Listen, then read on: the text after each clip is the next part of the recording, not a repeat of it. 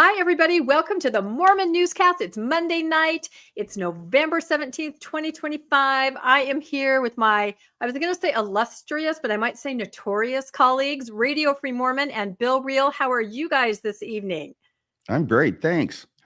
Really good. Good. Excuse me, just cracking open a cold one, getting ready for the newscast.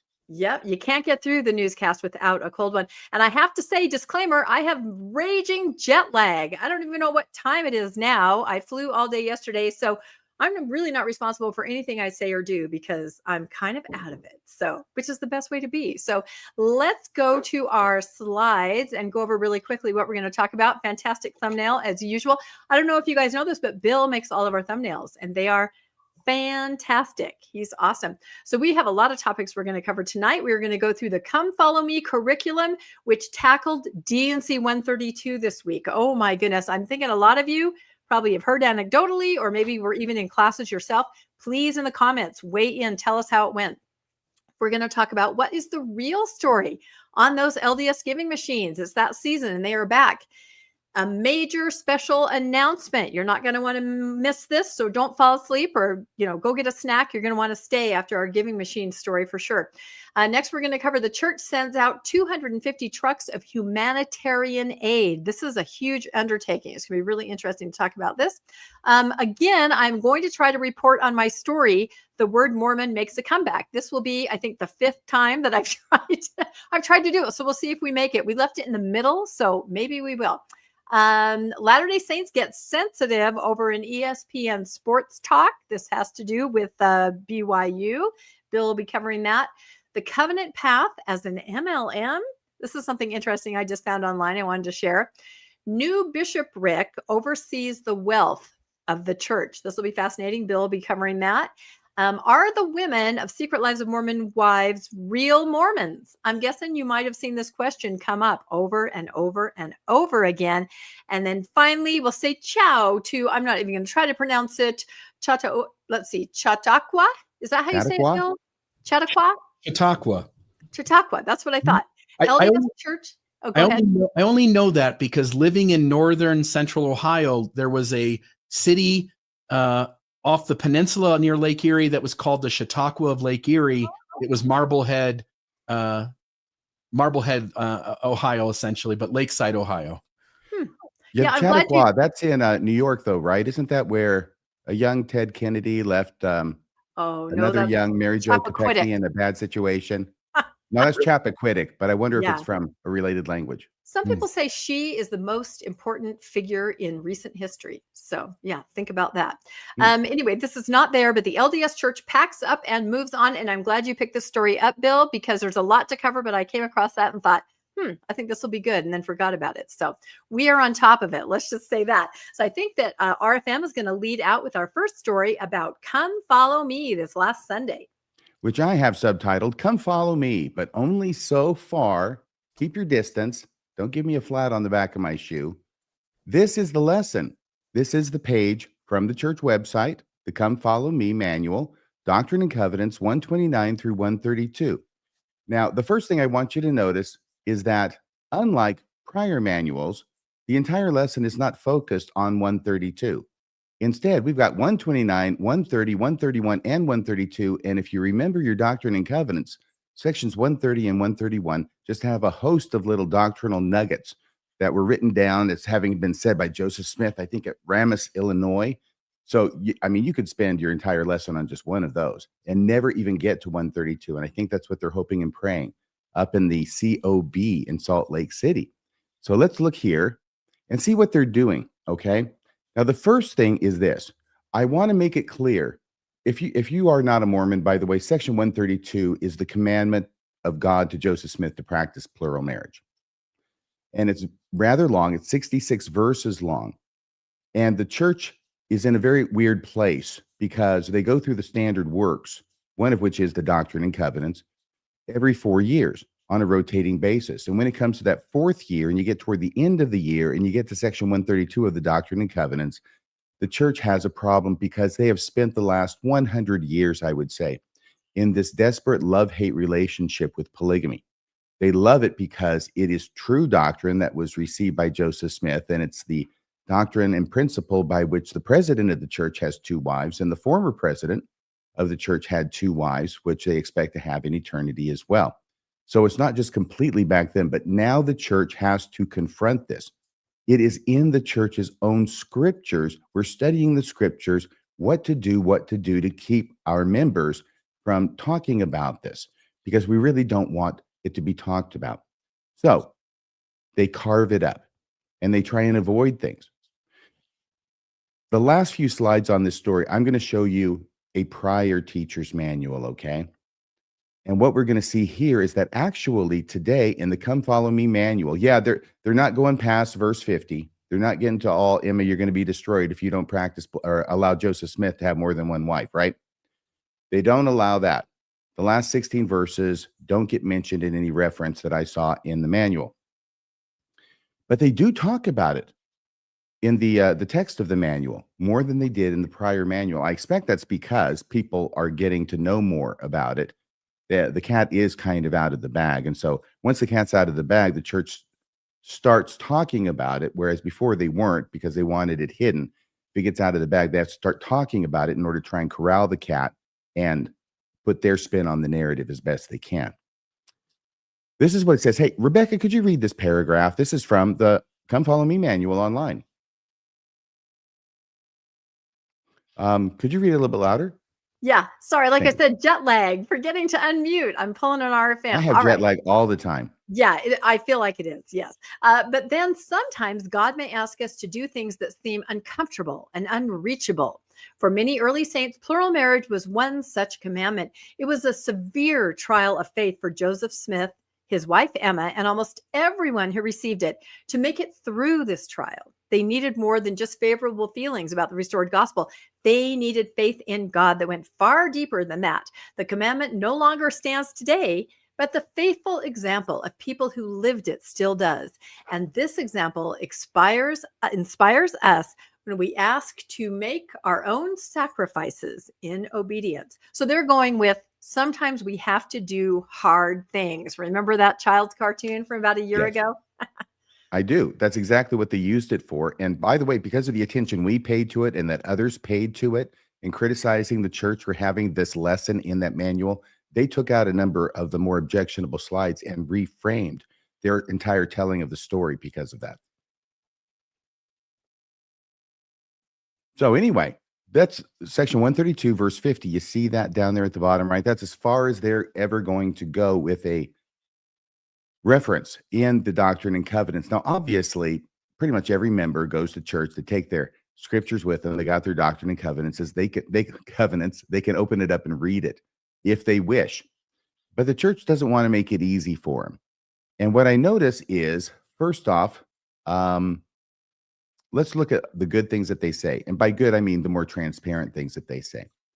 They do have a section that says plural marriage is acceptable to God only when he commands it. Okay. And you'll notice the references up there, 132 verses 1 through 2 and 29 through 40. We'll see that again here in a bit. So here it just talks about the expected scriptures, talking about how God has commanded plural marriage in the past. I think we all know how this goes. And if not, you can go back and look at it. I went and did an experiment because I thought, I want to see how easy it is to get to the last 16 verses of Doctrine and Covenants, section 132 from this page. And I believe the answer is you can't. No link on the page seems to take you to section 132 in its entirety. Now, here's a really funny thing, okay? And I'll just give you a number of examples of this very quickly.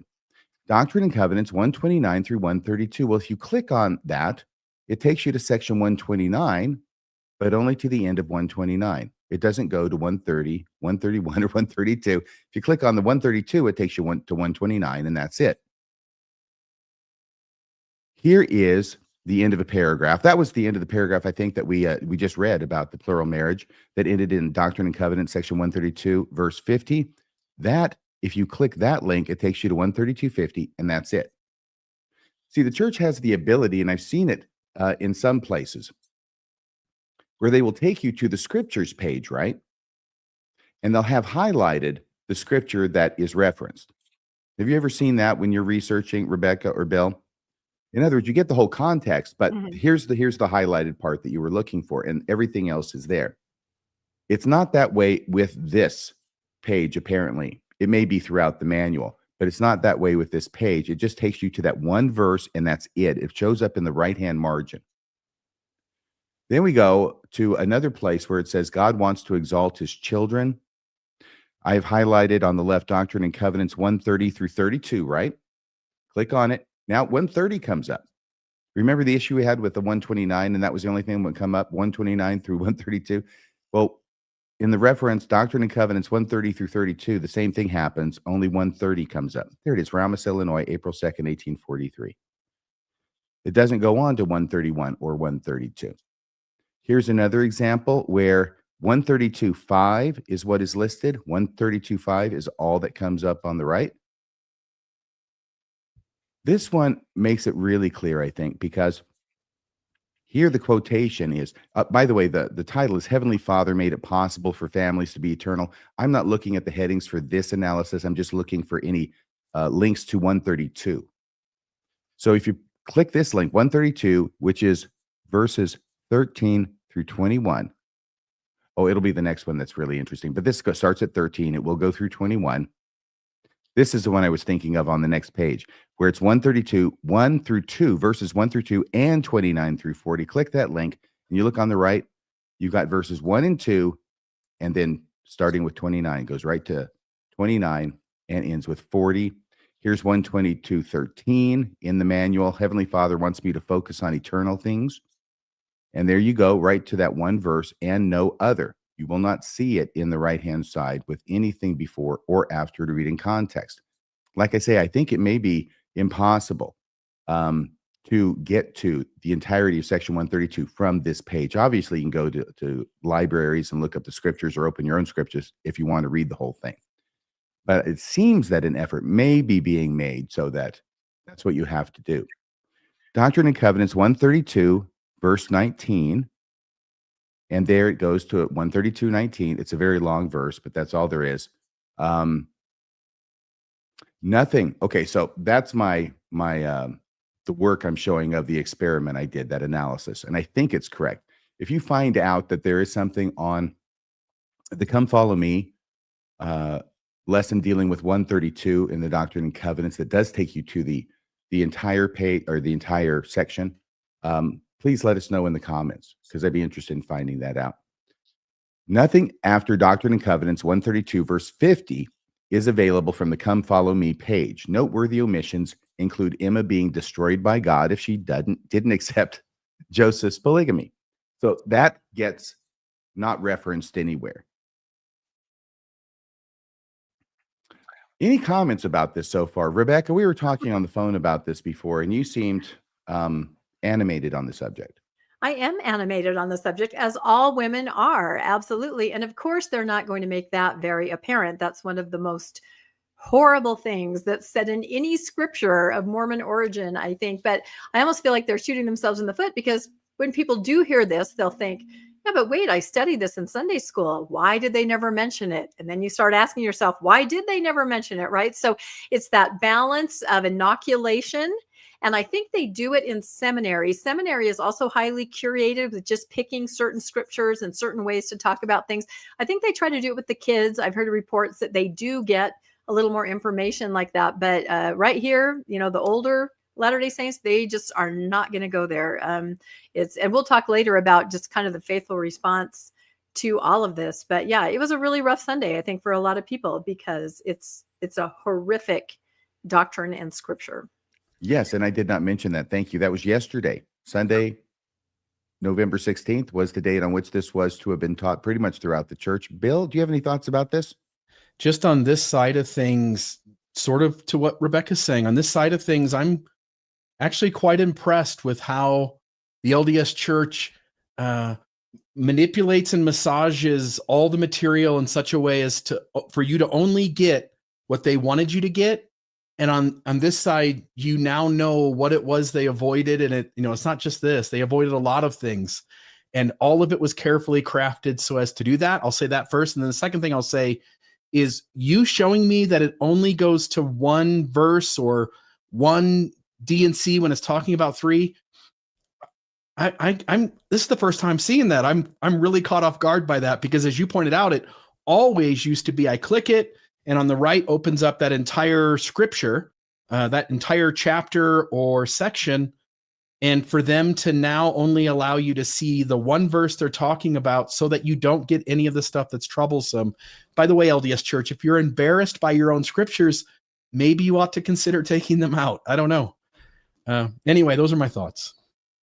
Thank you. And, I really appreciate your last thought, because it made me think of a thought that I wrote down but forgot, which is, I don't think the issue at all is whether they're doing it. They obviously are, demonstrably. I think the real issue is, why are they doing it? And that gets back to your point, Bill, which is the only reason they're doing it is because they recognize how bad this is, and they don't want their members to be reading it. That's why they're doing all this. This betokens a recognition on the part of the leadership of the church that this is bad stuff. So why don't they take it out? I don't know. I think they would be better served to get rid of Section 132. Of course, they're probably holding out hope it'll come back someday. Now, here is what it used to look like. This was the 2009 Gospel Doctrine Teacher's Manual, I believe. This was when I was teaching gospel doctrine. And you'll notice there's lesson 31. It's sealed for time and all eternity. It is about, it says prayerfully study. So it did have 131 verses 1 through 4 in it, okay? Can you see where I have that yellow highlight at the bottom? But as to 132, the revelation on plural marriage, the part you're supposed to read is verses 4. So you're supposed to skip the first 3 verses where it talks about Joseph Smith is wondering how it is that David and Abraham and all those cool cats back then could be justified by God and having plural wives, and God lays it on him.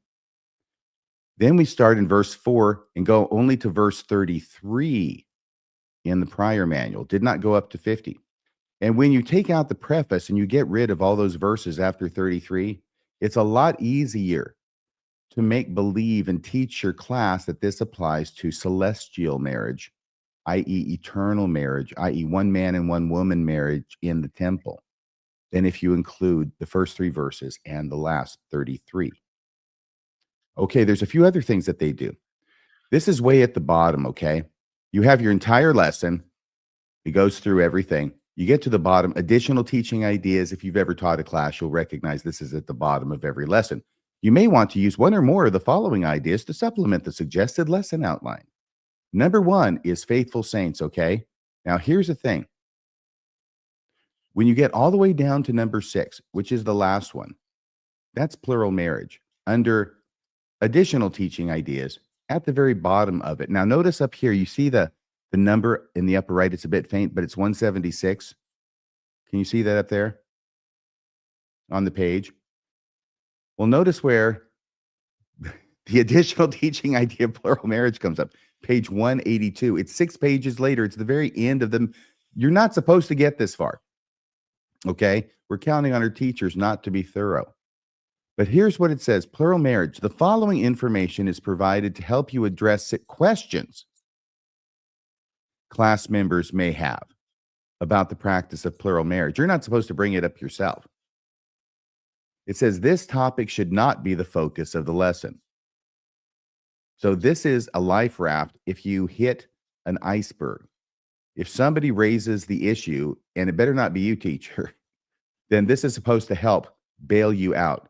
And they have something on the Lord's purpose for commanding his people to practice plural marriage. Some of this will probably be quite similar to what they have now.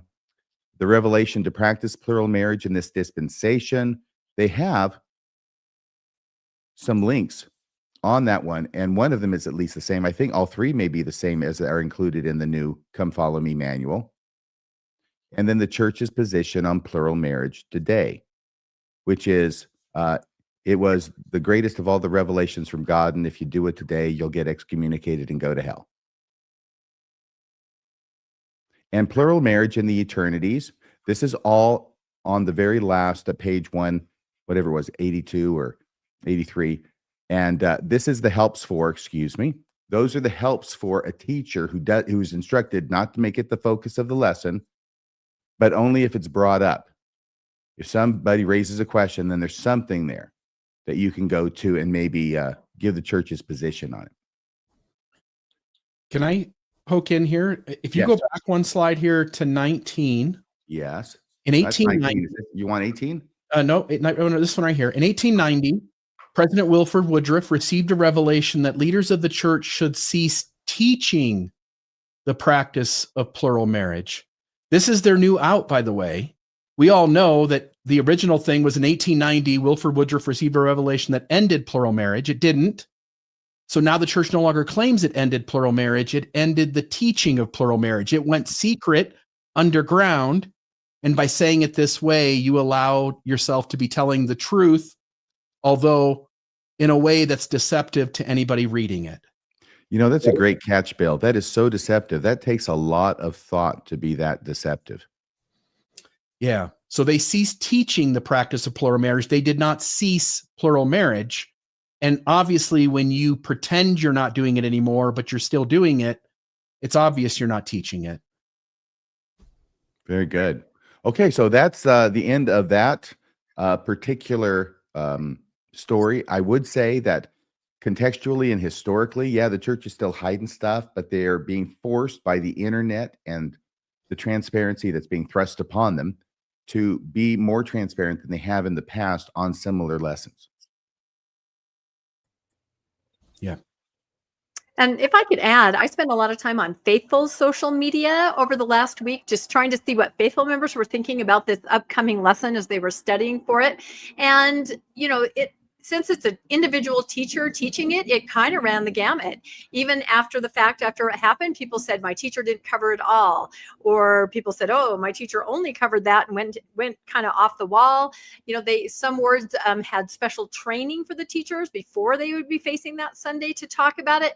But everybody, there seemed to be in all these comments, a cognitive dissonance, just knowing that there was an elephant in the room that they were going to have to be discussing. One person said that their teacher showed Johnny Lingo, remember that movie, and said 8 cow wife, not 8 cow wives. That was his commentary on polygamy, right? So it is problematic, and like there's so much there to unpack, but I will say that even faithful LDS were, you know, kind of anticipating it with a little bit of dread, and it just isn't something they'd like to talk about. Somebody did bring up, we need to talk about it, kind of push back, because this is something we need to know how to defend, because, you know, they get a lot of in your pushback ward, to it.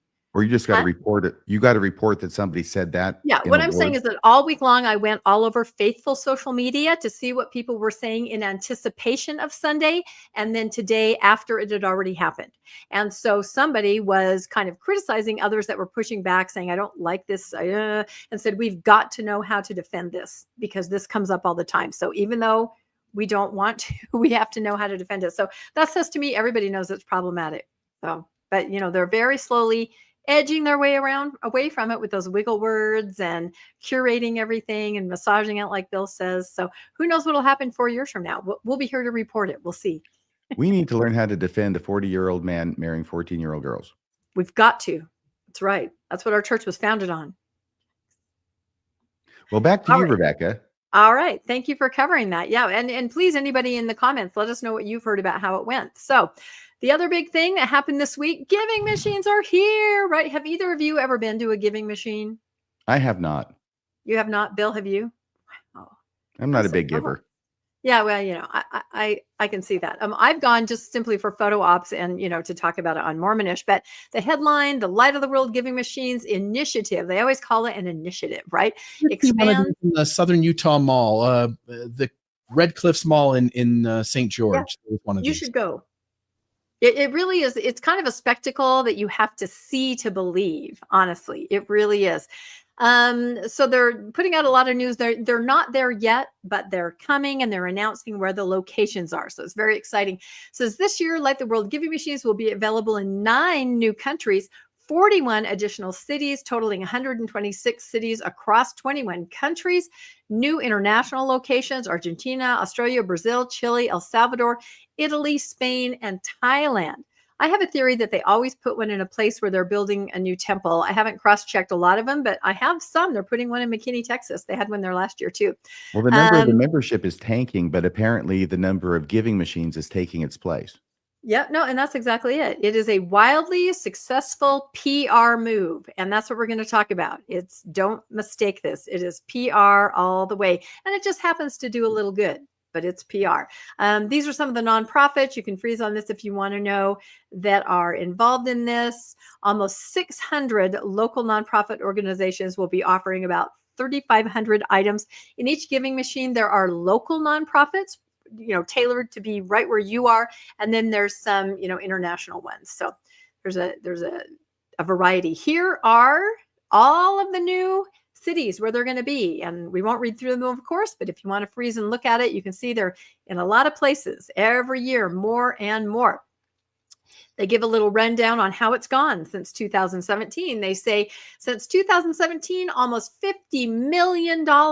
That's right. I said $50 million has been donated through the giving machines. In 2024, more than 850,000 people donated to a giving machine and it resulted in more than 2 million meals to the hungry, 500,000 vaccinations for children, 125,000 emergency food boxes given to refugees.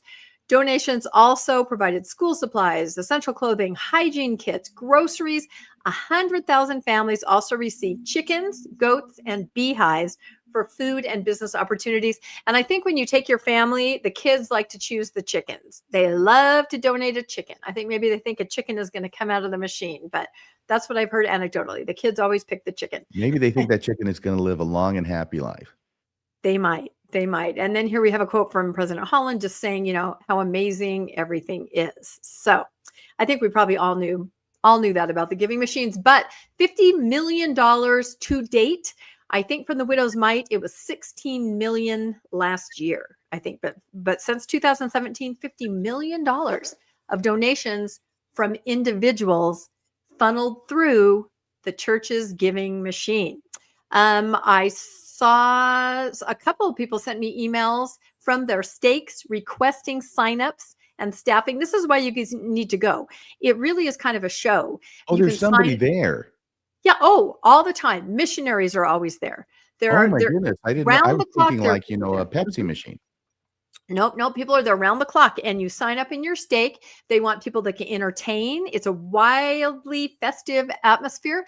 They want people there that can take your purse, offer to take a selfie, all that kind of stuff. They want it to just be put out there on social media that you're here. They have people to answer questions, help you use your credit card, all of that kind of stuff. So wards and stakes, I'm guessing maybe people in the chat even got something like this, are saying, hey, here's how you can sign up. Here's how you can help. Families like to volunteer. It's just become this snowball of people being there. And it is a very, very festive atmosphere, the different ones I've been to. Sounds like fun.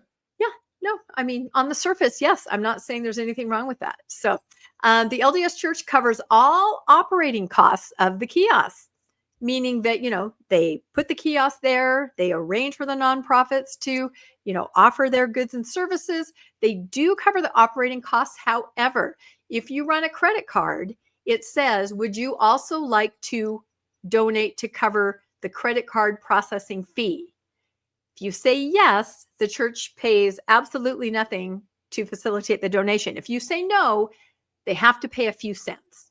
So if you want them to actually have to put some of their actual money toward these donations, you can have them cover the credit card processing. I thought you were going to say that if you click yes, they deduct tithing from your credit card for the rest of your life. Well, that could be true too. Who knows what they've come up with? This makes, go ahead. By the way, remember, all the money that people give goes to the machine. The church records that money came in.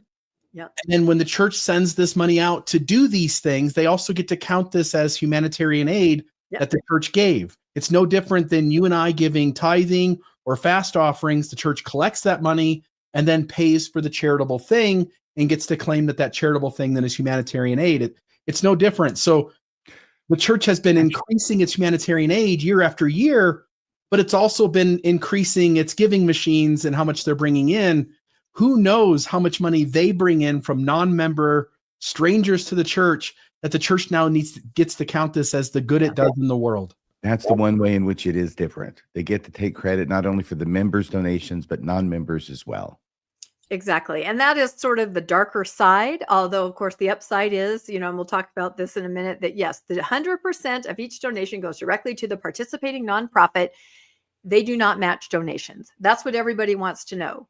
Do they match donations? No, they do not.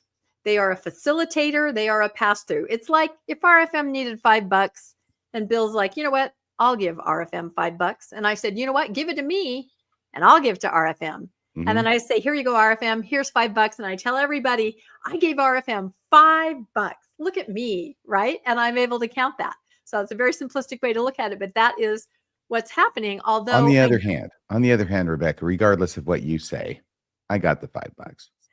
Well, okay, there is that. You did get the $5. I feel like Bill might be more deserving of the $5, but anyway, as I'm going to show in a minute, it really is not about the donation at all. It's PR and pure PR. They finally figured this out. So my question, of course, is imagine if $50 million that they have paid out to these nonprofits in the last, since 2017, imagine if it was $100 million simply by matching. Imagine if they matched it, right? That would be pretty incredible if it was $100 million. So I kind of put together all these I tried to pull all the real estate purchases that the church had made in just the last year alone. Nemo has a great short out from 2024. It was $130 billion, million, not billion, that would be something, $1 million worth of real estate. But just last year, we've got an apartment complex, $102 million, an industrial warehouse, $58 million, multifamily apartments, $152 million. Let's see, agricultural farms. This is just 2025. We've got $289 million. That lot in Hawaii, $60 million. These are just some examples, right? There are so many more farm purchases. I think I have a couple slides on this because there are so many. So as you can see, $50 million to match that would be nothing. They spend, over and over more on purchasing real estate than they do on a donation. And to your point, Bill, they do count this charitable donation as their own, but it's such a drop in the bucket as they increase charitable giving. And Bill's going to be talking about this with the truckloads of things that the widows might consider that kind of a moot point, but they do count it. So whether that's bad form or not, I don't know. Anyway, you can freeze on this and see some of these purchases this year.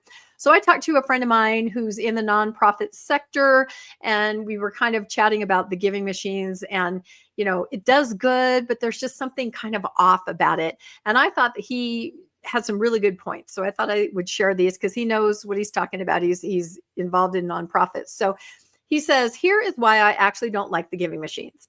So $16 million raised last year, right, is not that much, especially when the church gives itself a really hearty pat on the back as if it did something profound, kind of like Bill said. The church could easily donate another $15 million each year, and the effect would be economically similar, right? It would be absolutely no skin off their teeth to donate another, so much more, right? You saw the real estate purchases. So it says, if I created a website that facilitated donations and was able to facilitate 16 million in donations, I wouldn't say that I had made a $16 million difference in the world. The donors did it, right? You would say through our donations, this happened, but instead it's kind of presented the other way, that the LDS Church did this. These campaigns probably do move the needle and make it more likely to see people donate. And this is true. It's exciting to go to the red box. It's exciting to take your whole family. Like you pointed out, people who are not even LDS come across these. Paul Rudd, Mr. Beast, right? You find these people, celebrities popping up going, hey, I just found this cool box. You can donate, So there is a lot of buzz and a lot of people using these.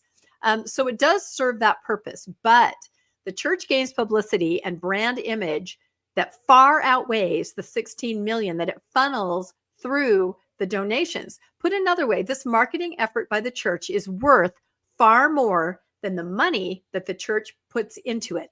And that's what makes it feel a little, as my friend says, icky. Do you guys have any thoughts on that? That's what makes it feel brilliant. Brilliantly icky. Let's just say that. Yeah, I mean, because it is hard to it's put so your rare finger that the on. church actually makes a good move. I think we have to stop and applaud them when they do. This is a great PR move by the church. It's a very smart PR move. Yeah, giving and charitable giving. And I think Bill's story next is going to show that too. They're finally starting to see that that is the way you get attention in a positive way, right? In a world full of negative attention. So my friend goes on to say it also shows how easily the church could achieve gains in branding and popularity if it would just refocus its efforts on the idea of helping others. We've all been saying this forever, right? And as post-Mormons shone a spotlight on the tiny amount they used to donate, their charitable giving has gone up to $1 billion. I mean, look at the widow's mite. We cannot not say that they're not donating now, but that's only because a spotlight was shown on it. I think the church is finally catching on that it is fighting a losing battle, that it can never win with our church is the most correct, right, game. But it can pivot its resources and win the our church is good and full of good people game. And that is what happens with the giving machine. It just feels a little insincere because it's clearly being played as a game and not a genuine commitment to help others. Again, kind of icky. That's kind of what behind it. The church also seems to recognize the marketing aspect of it all by not overtly putting the church's name all over the machines. It's true. Some of these celebrities that endorse it have no idea it's associated with the Church of Jesus Christ of Latter-day Saints. That's why that's a smart idea. Yeah, no, it is. But I see this as an attempt to not seem too heavy-handed in the marketing, like a good humble brag, which we all know everybody loves, right? Yeah, I think this is a great synopsis. So what this shows is that it isn't about the good done. The PR gain from matching a 50 million donation just isn't good enough by their estimation. The church sees donations as an investment with potential returns. It is clearly asking itself, if I donate 16 million here, will I get more back than if I invested the 16 million? And that's kind of the key right there, I think. So any thoughts on that? And then we'll finish out with answering a couple questions. Bill, I think I was peppering my comments along the way. Their actual cost in this program is the cost of those machines. And I don't know the market for these machines, but vending machines is sort of a comparable thing. A really good high-end vending machine is probably going to cost somewhere in the neighborhood of $10,000. But you can get things done with less. It look like a lot of these things are digital now from the picture that you showed of them. Yep, that's a new one. Which may actually be less expensive than all the working parts. It's just a computer program with a touch screen.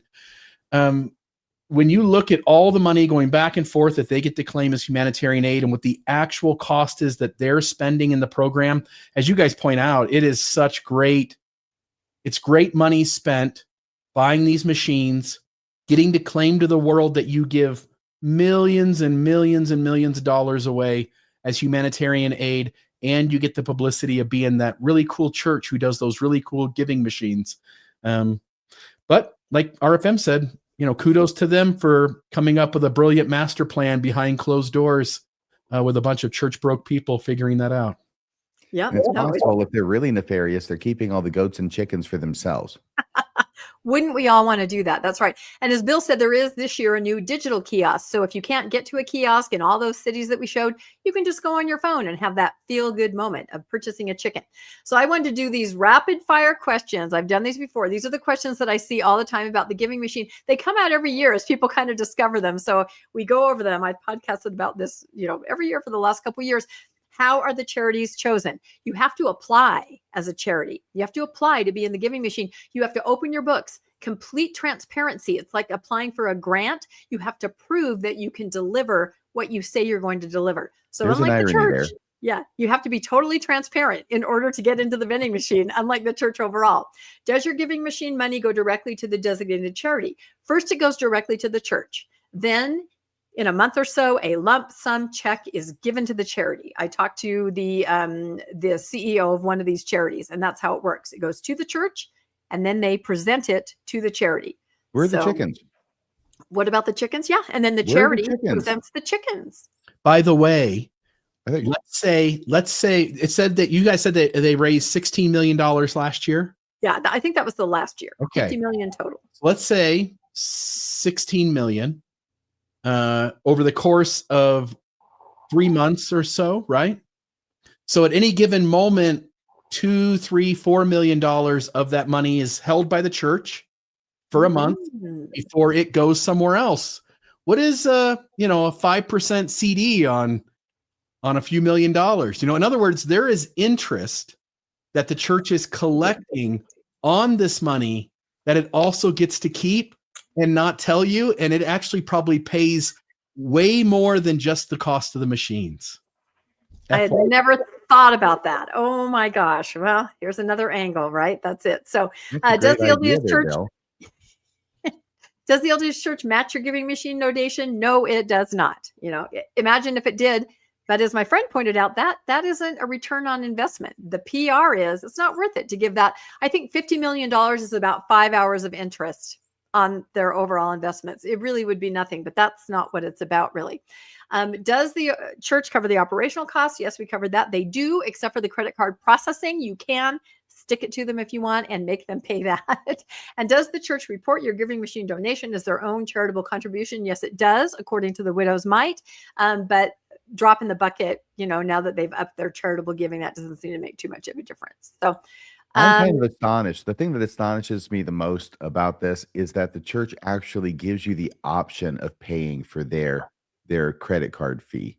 Yeah, and most people don't understand that. They're like, of course, I'll keep giving, but the only way you can make them pay is to click no.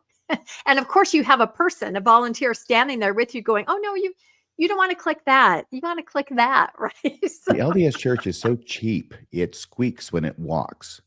Wow. There we go. So I think I showed this last year, but I just think it's funny. You guys can freeze on it. We won't go over all of it, but this was actually my co-host Lannon's idea. Why don't we have a Start Living machine, right? As an XMO. So the things that you could see in it that you could donate to a new XMO, a Starbucks gift card. I can't even read it here. Oh, an emotional support animal, just all kinds of things like that, right? So this is kind of funny if you want to pause on it and read it for later. But anyway, so giving machines, yes, doing good, but still little parts of it are a little self-serving and a little icky, but still doing good. And the people who need goods and services are getting them. So if you care about that, go ahead and use a giving machine. I like free complimentary visit with the divorce attorney. Yep, that's a good one. There's a lot. I know it's kind of blurry on my screen for some reason. It's not only free, it's complimentary. Yep, making fun of new XMOs. That's it. So anyway, so that's my report on giving machines, and tell your friends. People ask questions. What a great story. Yep, it's a good one. I wonder who's in charge tonight, Bill. I think it's Rebecca. I think it is. I'm in charge, and I think we're moving on now to the section of our announcements. So we have to do a little costume change, don't we, in order to do it? Here we go. That's right. The newscast comes with costume changes, and we'll let Bill take away this announcement. All right. See if it'll pick up on my eyes with that hat on and zoom in here. Let's see. So, folks, we have got a really cool event that we're going to do here, and we couldn't be more excited for this. A post-Mormon celebration cruise. I want to read this here. It says, a week at sea dedicated to everyone who had the courage to question, to deconstruct and rebuild their lives after Mormonism. This cruise is a celebration of your journey. It's a place to relax, to laugh, to connect, and honor the strength it took to step out of a high-demand religion and reclaim your autonomy. It's going to be hosted by Radio Free Mormon, Rebecca Biblioteca, and myself, Bill Reel. The post-Mormon celebration cruise will bring together people who understand the path that you've walked. It's not a workshop. It's not a seminar. It's not a heavy retreat. It is a party with the people, with your people. Warm conversations, shared stories, new friendships, and plenty of ocean views. If leaving Mormonism was one of the bravest things you've done, this cruise is where you get to celebrate that bravery. So you got plenty of time before we go. But if I'm not mistaken, we have like a 60-day window that is opened up where we need to get folks registered if you do want to do this. So this is a Carnival cruise on the Carnival Panorama. This is embarking on September 13th, the day before my birthday. So if you're on this cruise, you're going to be helping me celebrate my 48th birthday. I can't wait to do it with all of you. We're embarking September 13th, 2026. It goes leaves from Los Angeles, that's the port, and we'll go to the Mexican Riviera, a 7-night cruise. And the way this is going to work, folks, the link at the top there, and I will put this in the show notes here right after we get done with this segment. But that is the link up top to register. It will take you to the website that looks like this, and you can then check out all the details. You can scroll down and see all the things that are going on, but you can then register for more details. So if you put in your name and your email and your phone number, the person who is helping us put this all together will reach out to you by email and give you a quote to be able to go on this cruise. And I just want to note here, another way to get to all of that, you can go to mormondiscussions.org, and at the very top in the menu, it'll say Post Mormon Cruise. And if you click that link, it will take you to all of those details so that you can have all of that. And we really do hope, we really are excited about this. We talked about what port should we leave from. We decided LA because if you're in Utah, where most, half our audience is, you'd only have about a 6-hour drive to get to LA where we're embarking from. We thought that would be the easiest place to do this from. Just watch out when you're going through Mountain Meadows. Yeah, don't. Yeah, you never know. Be careful. And someone was asking if they need a passport. I'm assuming yes, but again, this is almost a year away. So hopefully everybody can get everything in order, and just let us know by going to that site and following those instructions. Just if you're planning on it, then you'll have plenty of time to take care of those details. Yeah, this will be a ton of fun. One thing we do want to note to folks. So yes, you're right. Rebecca, you would want a passport. If you don't have one, you may not be able to get on the cruise. I don't know that. But what you definitely would not be able to do is go on any of the excursions, leave the cruise ship, go into Mexico and do anything. So please do have a passport. That'll just make things easier.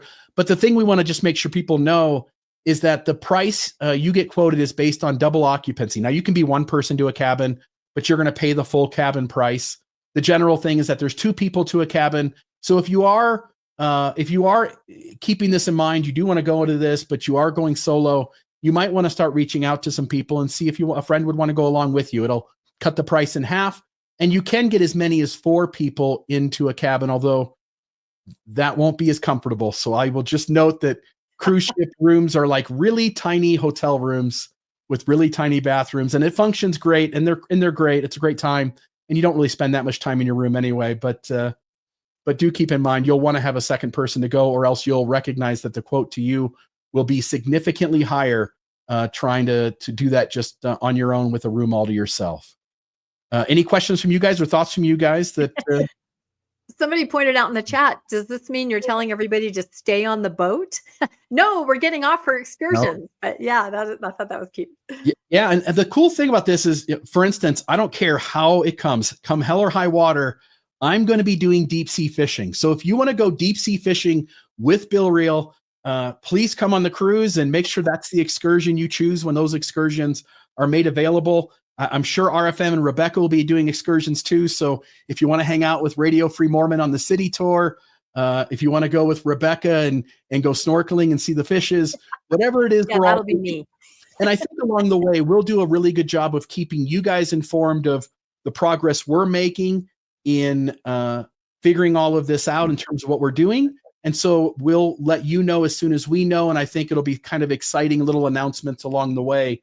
But we really do hope that as many of you as are able and would enjoy this, that you do come along. This will be a fun time with a large post-Mormon group on a cruise and checking out some places in Mexico. Yeah. Are you putting the link in the chat now? Because people are asking, and that will...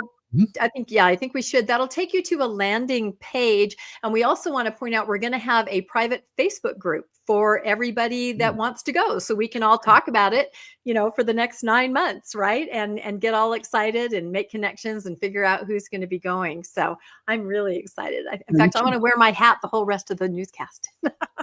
I'll make this a little bigger, but if you go to mormondiscussions.org and you do click that cruise button at the top, Post Mormon Cruise, it will give you the link to register for the cruise. It will give you the Facebook page, which is a private page.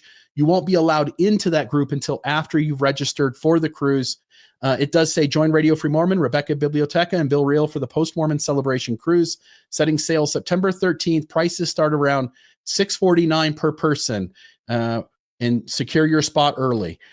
And just note, you can see the floor plans there for the various, whether you want a room that's least expensive, You'll have no window, no balcony. Then with a little tiny window, it's a little bit more, but you can see the ocean out of your room. And if you want a balcony, and they're nice, they've got 2 little chairs out there, and you can listen to the water bumping up against the boat the whole time.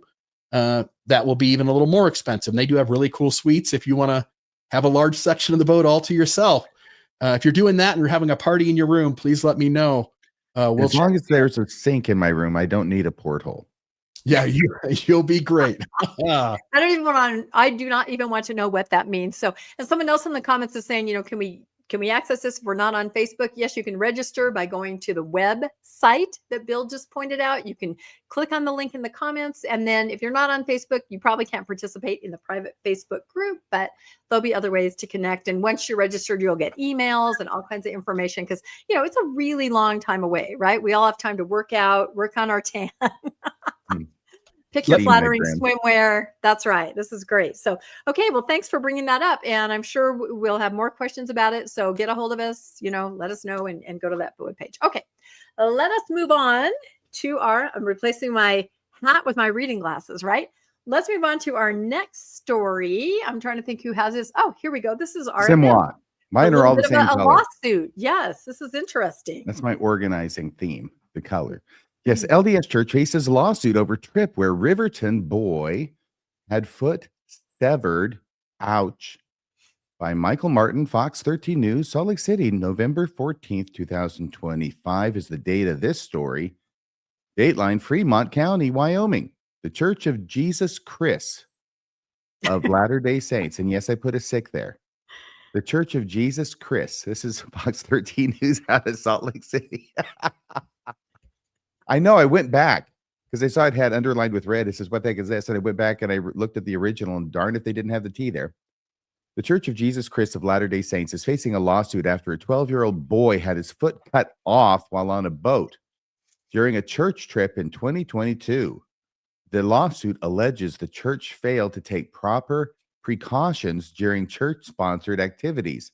I think that's probably going to be a no-brainer on this one, that they did indeed not supervise properly. The lawsuit was filed on behalf of the 12-year-old boy who had his foot severed in a tubing accident. He wasn't in the tube, he was on the boat. And his 14-year-old brother, who witnessed the incident during an Aspen Park Ward's Young Men Group event at Boysen Reservoir in Fremont County, Wyoming. There's a picture of it down below. The names of the victims have not been released as they are still minors. So it's like 3 years ago. So now they were 12 and 14. They are 15 and 17, respectively. During the event, children were being pulled by a speedboat while in an inner tube on the reservoir, as other children, including the 12-year-old boy, that's the older boy, remember, were seated at the back of the boat. Or no, this is the younger boy who gets his foot cut off. I'm sorry. So he's seated at the back of the boat while they're pulling the tube. The driver, who in the allegation is apparently a young women's leader. It was a young men's event, but it's maybe a young women's leader who's driving the boat, is the information I had from another source, allegedly told the children to feed out the rope connecting the boat to the inner tube. As the 12-year-old started feeding out the rope, the boat accelerated, causing the coiled rope to wrap around his left foot and sever it below the ankle. The driver immediately cut the boat's engine, which caused it to flood, making it unable to restart and get the group to shore. Can you imagine this? Now they're out there in the boat in the middle of the lake, and they can't even get the boat to get to shore to get medical help for this kid who just got his foot severed. This is going to be a big number case. During the event, children were being pulled by a speedboat while in an inner tube on the reservoir. Wait a second. Did I go back somehow? I think I did. The 14-year-old used a windbreaker. Now, this is the older brother. The 14-year-old used a windbreaker he was wearing as a tourniquet for his brother's leg and called 911. Resourceful young man. The group then used the inner tube to transport the children to shore to receive medical treatment. I mean, how long did that take? Are they swimming them to shore? Emergency personnel were able to apply a proper tourniquet to the child's leg and airlifted him to a hospital in Casper. The boy was later transferred to a Denver hospital, but doctors were unable to save his left foot. Lawyers for the plaintiffs claim that since the incident 3 years ago, the victim has had to undergo multiple surgeries. They allege the church did not provide training, instruction, or safety guidelines for the group leaders, supervisors, and/or mentors, and I'll bet they're right about that. That's the end of the story. I just had a little question about the statute of limitations because it said it was 3 years ago. They're out tubing, so that would probably be during the summer, which means it's over 3 years ago. And I started getting a little antsy about the statute of limitations. It's 3 years in Washington, so I checked it over there in Wyoming. Good news is it's 4 years over there, so there's no problem with statute of limitations in filing this lawsuit 3 years and some months after the event. That's that story, Rebecca. Back to you. Just Oh, hello. can you hear Sorry, me? I clicked the wrong thing. I took I was you gonna off the say, stage instead what of you did the is you slide. removed my audio. Thank you. Yeah, I know. I see what you did there. I see what you're up to. No, it's It was a really mistake. You don't sad. do that. And anecdotally, I think we all know these stories of these youth outings where, I mean, accidents happen anywhere, but there are just so many kids, and you just don't know if people. When I was one of my very first activities, when I was, I must have been, probably about 12, maybe a little older, riding to a hayride on a truck. I wasn't there. I was in another car, I think, and somebody fell off and got hit by the car behind. I mean, it just happens. We hear those stories, and now people are realizing they can sue. So I don't know. I'm not going to mention any names here, and nothing bad happened. But back when the girls were, young women's age, they went off to church for an activity, and we came back and they were talking all about how it was that another adult in the ward who flies airplanes, he's a crop duster, had taken all of the young women up in his airplane to fly around at night for the activity, and no adult was told about this. Yeah, it's all good fun till somebody loses a foot or something. So anyway, that's a sad story, and we will keep you updated on that. Our family will be following this. And this was in Wyoming, is that right? You said in Casper? Yeah. Okay. Wyoming. So we'll find out what happens there. All right. How are we doing? Resolve itself before trial. I'm seeing some questions in the chat about the link. Is it working, Bill? Have we got that up and running then? Okay. Yeah, so I don't know how to explain this, but for whatever reason, on my site, it works great. But if somebody else is doing it, it doesn't. And I don't know if it's just because the website needs to refresh. So I'll get it working within the next day or so. But the link that I don't know what she's a travel person who, I don't know what her title is, but I'm stammering here. The person who helped us put all this together, I don't have a title for her, but Captain. Well, we can call her Captain. That's right. The link that goes to her site works perfectly fine. And I'll put that in the chat one more time. Yep. And I'll get the other link working here. I don't know why it's not, but I'll figure it out. And we'll be putting this out over the next, we'll plaster our Facebook pages and everything else with this. And you can go right to, her name is Kathleen, her landing page there, and she will even call you and talk to you about it. Any questions or anything. So yeah, she's super organized and super awesome, and is really excited to come. She's coming on the cruise too. She's a post-Mormon like the rest of us. So it's going to be good. High praise coming from Rebecca. I praise everybody. Are you kidding?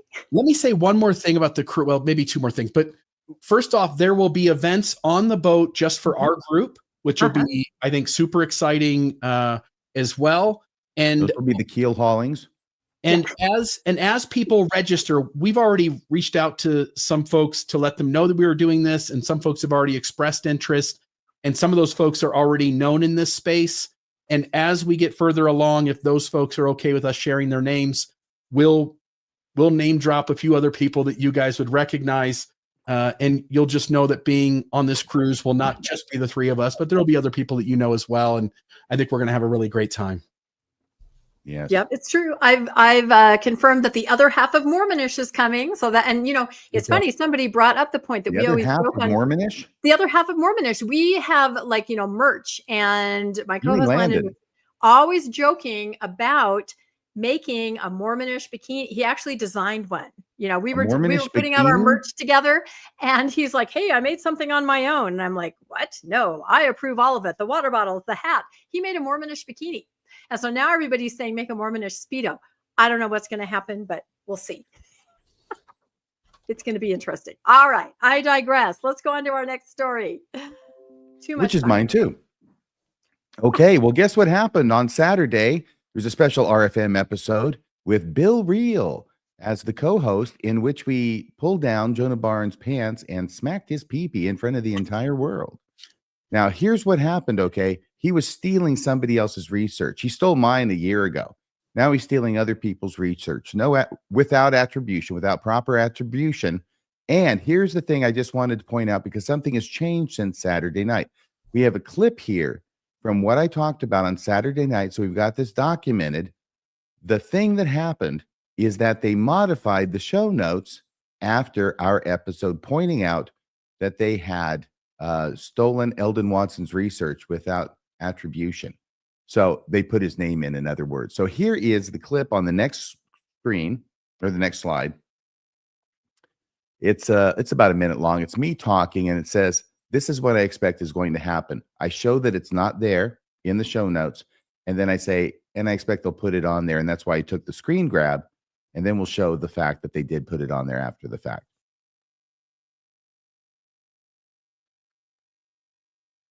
Okay, so there's the hard edit. That was not mine. What's the name of the guy that I'm stealing all of his research from? I can't remember. Is it Watson?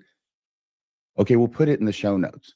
Now, if we'll put it in the show notes, then this was, I think, yesterday. This came out a week ago. Here is the top. I did screen grabs, okay? You're not going to find anything about Eldon Watson anywhere in these show notes. You can go check them out yourself. I did a screen grab because after this, I expect they'll be adding it. And indeed they did.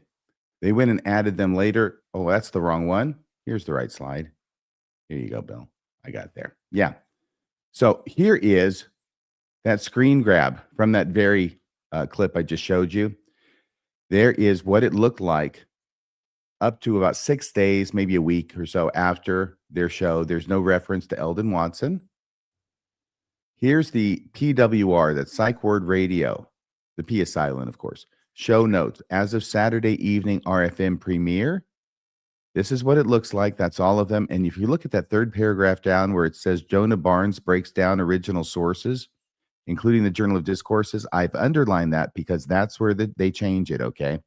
My understanding is they changed it later that night. I saw it the next morning, and I've got a screen grab. See, it premiered November 8th. Look down. 1, 2, 3. And now look what's there. With the help of scholars like Richard Brunson and Eldon Watson, Jonah Barnes breaks down original sources. See, it was originally Jonah Barnes breaks down original sources. They cleverly just added that clause. With the help of scholars like Richard Brunson and Eldon Watson, so that now they have snuck in attribution after they were exposed for not giving attribution. And there's still no attribution, as far as I know, in the actual video itself, except for him trying to come up with Watson. Before, Jonah Barnes breaks down original sources. After, with the help of scholars like Richard Brunson and Eldon Watson, Jonah Barnes breaks down original sources. Thanks for doing the right thing there, finally, guys. After it was kind of exposed to the world, and you had to. And I predicted it would happen. That's why I took the screen grab. It's really not that hard to be a prophet. I have to say, it's fun to find something like that and shine a spotlight on it. And then it's even more fun when it changes, right? And you catch it. It's very telling. And it's happened to all of us over and over. Can I say too, they're still not being honest. Jonah Barnes breaks down. Okay, let me do the other one, the correction. With the help of scholars like Richard Brunson and Eldon Watson. If I just had a little help from those guys. No, it's all of their work. It's none of your work. Yeah, you just copied. It's Eldon Watson. It's not Richard Brunson. It's all Eldon Watson that you stole his research from. They mentioned Richard Brunson earlier on as far as a book, but all of this is totally stolen, as I demonstrated last Saturday, from Eldon Watson. So you're right. That is completely deceptive still. They've mentioned the name, but not the dependents. Yeah. The entire dependents, I mean.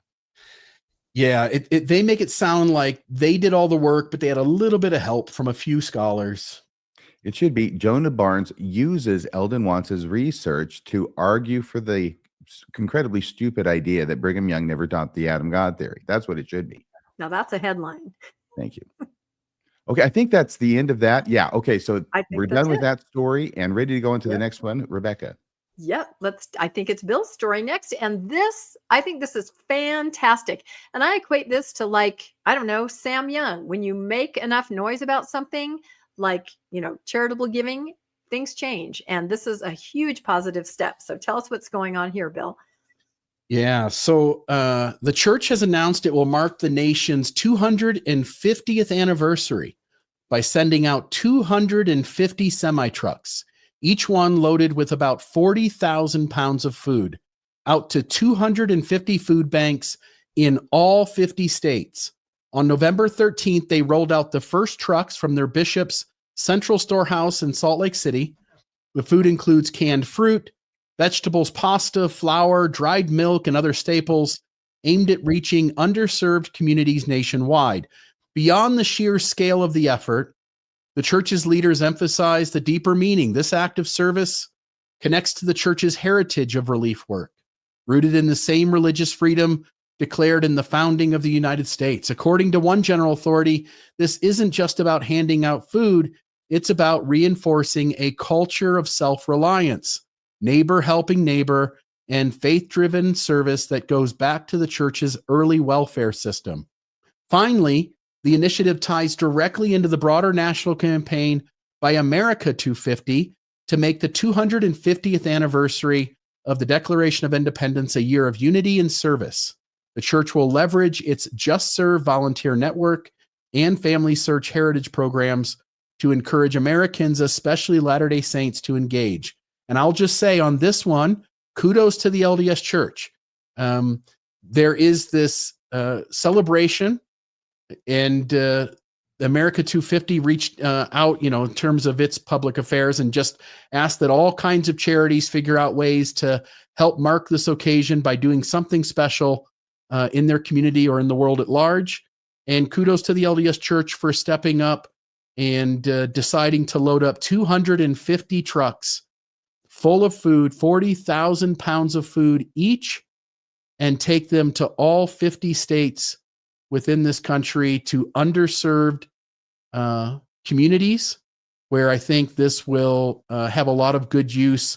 I think especially when there's so much conversation about grocery prices being high and inflation being what it is, that now the church is doing this at a time where I think it can really be useful to the community. So anything you guys want to say about this in addition to that?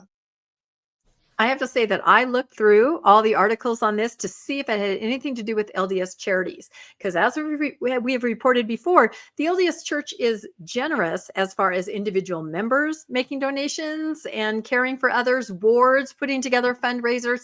Lots of times in articles about the LDS Church has done this. When you get down to the bottom, it says through LDS charities, right? And that's donations made by, wealthy members and wards, things like that. This does seem to be completely from the bishop's storehouse. They are loading up these trucks and they are sending them to food banks. So, but again, I believe that the incredible spotlight and scrutiny that all of us and everywhere has put on the charitable giving of the church, once everybody figured out how much money there was and that so little of it was being used for any kind of charitable purpose, as Bishop, or I guess Elder now, Causet said, we're not a humanitarian organization. So I think they are starting to figure out, just like the giving machine, this is great PR. This has no downside. And I'm so glad, because it means that, like you said, underserved populations will benefit from them finally figuring it out, that you can do some things, charitable giving and humanitarian work. Finally. If they're doing this because of the spotlight that we're providing, I'm taking credit for these charitable donations. Yep. But literally and more seriously, I only hasten to add, because there is a serious component to this. Really, the people at the Widow's Mite, more than anybody else, and their exposure and spotlight on the church's finances, I think, are get the credit for any uptick in the church's giving. Yeah, the entire time that no one was holding them accountable, they did little to nothing. And only when someone started to hold them accountable and put out numbers publicly did they begin a process of increasing their humanitarian aid each year. Yeah. And I think that's what I meant when I said what we have all done. The widow's mite does the work. And then the rest of us that have a platform, talk to them, spread their word, their graphs, the things that they've come out with to let everybody know what's going on. So it's great. They're awesome. They're amazing. Absolutely wonderful. All right. Are we done with that one? That was really good news, I think. 250. Fantastic. All right. Look. I think we're getting to my story on the word Mormon. I don't know if my How long computer's has it going to been? die.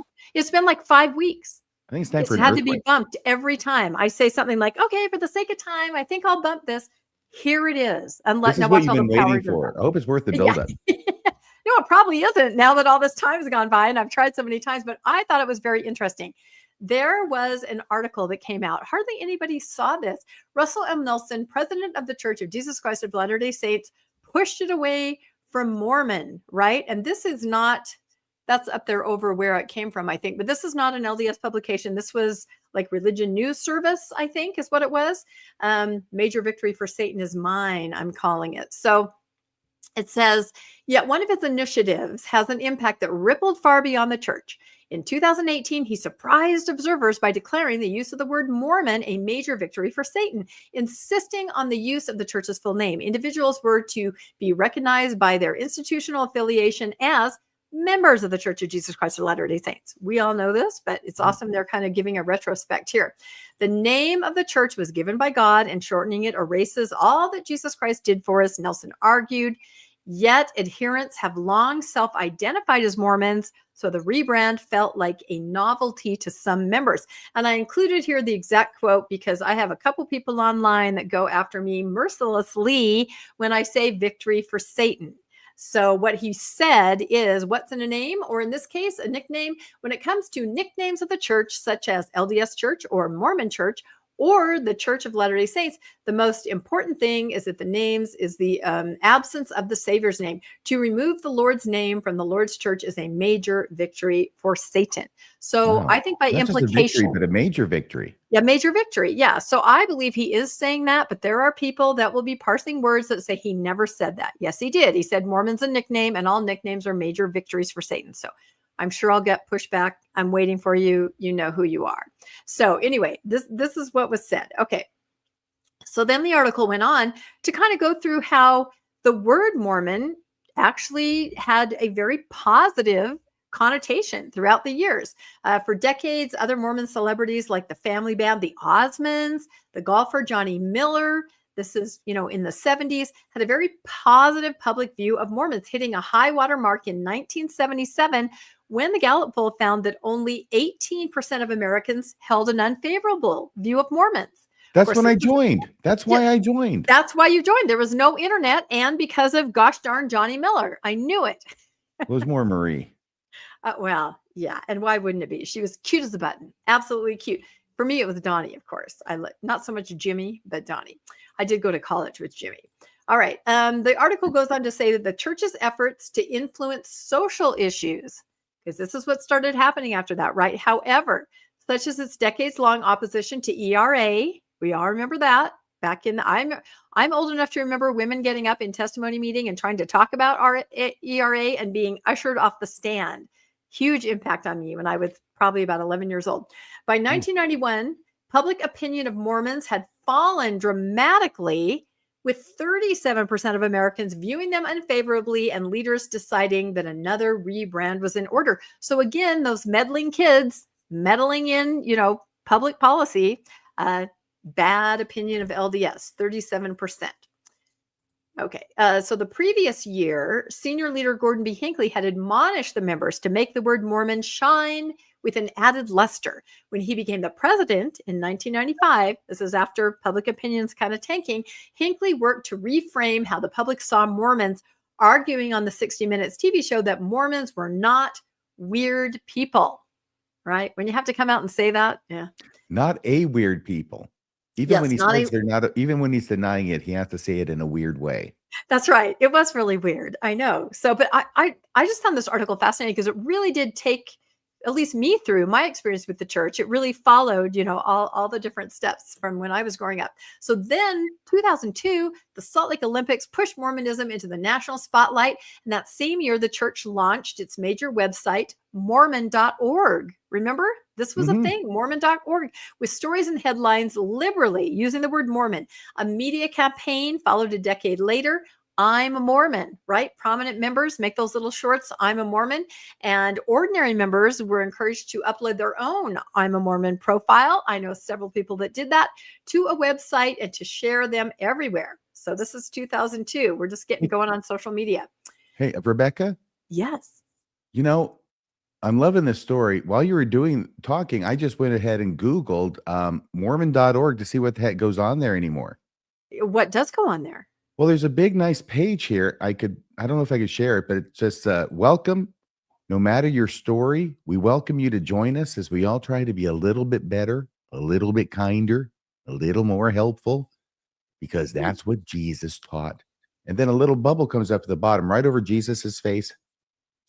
Looking for a Christ-centered church? Uh-oh. Missionaries in your area can help. Okay. That's the landing page there. Yeah, if I remember, they had to buy it. I think it might have been a porn site. There was some story about that. Don't quote me. I'm going to have to look back into that. But there was some intrigue with getting the name Mormon.org.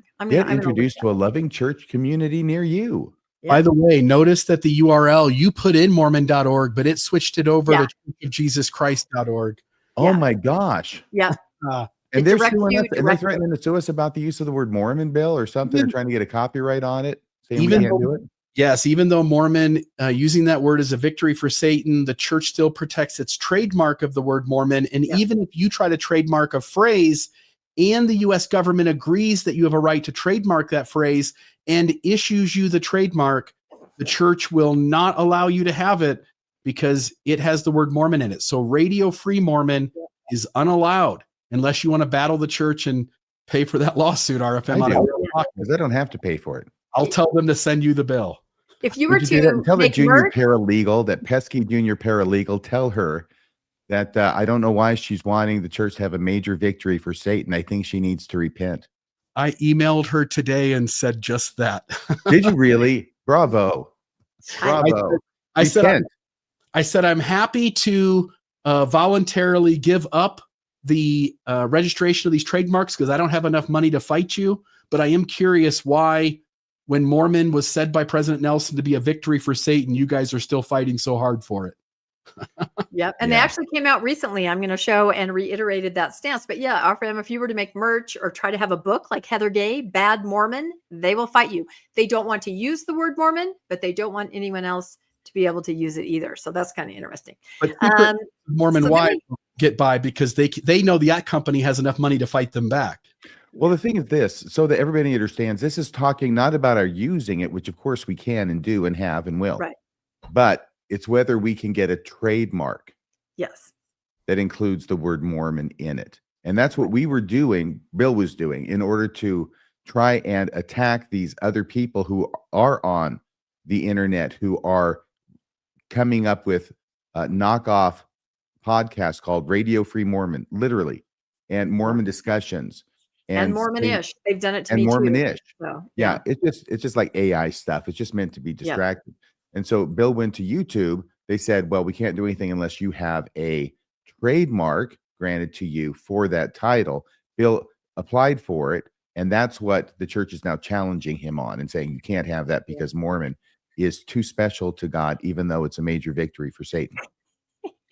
It's an irony there, huh? Yeah. No, it's crazy. So as we go along the timeline, then Mitt Romney's, we all remember this, Republican nomination, 2012, the presidential election, and the popularity of the Book of Mormon musical pushed Mormons again into the national spotlight. In 2014, the church produced a documentary, and this showed in theaters, Meet the Mormons, shown across the U.S., to which Apostle Jeffrey R. Holland explained was to show people what we're really like. Right? We're not a weird people. This is what we're really like. And I remember them telling everybody to go sell out the theaters. You know, it was a big deal. Meet the Buy up a theater if you can afford it. Yep. Buy up the whole theater. So So that was 2014 when that came out. In 2017, a Pew Research surveys, a feeling thermometer found public opinion of Mormons to have risen to a somewhat warmer rating of 54, a 6-point increase from 2014. So, all this rebranding, these campaigns, Hinckley saw it. He knew what to do. He was a communications guy, and he's getting the warm fuzzies about Mormons. When you hear the word Mormon, you think, they're good people, good, nice, decent people. They have that movie out.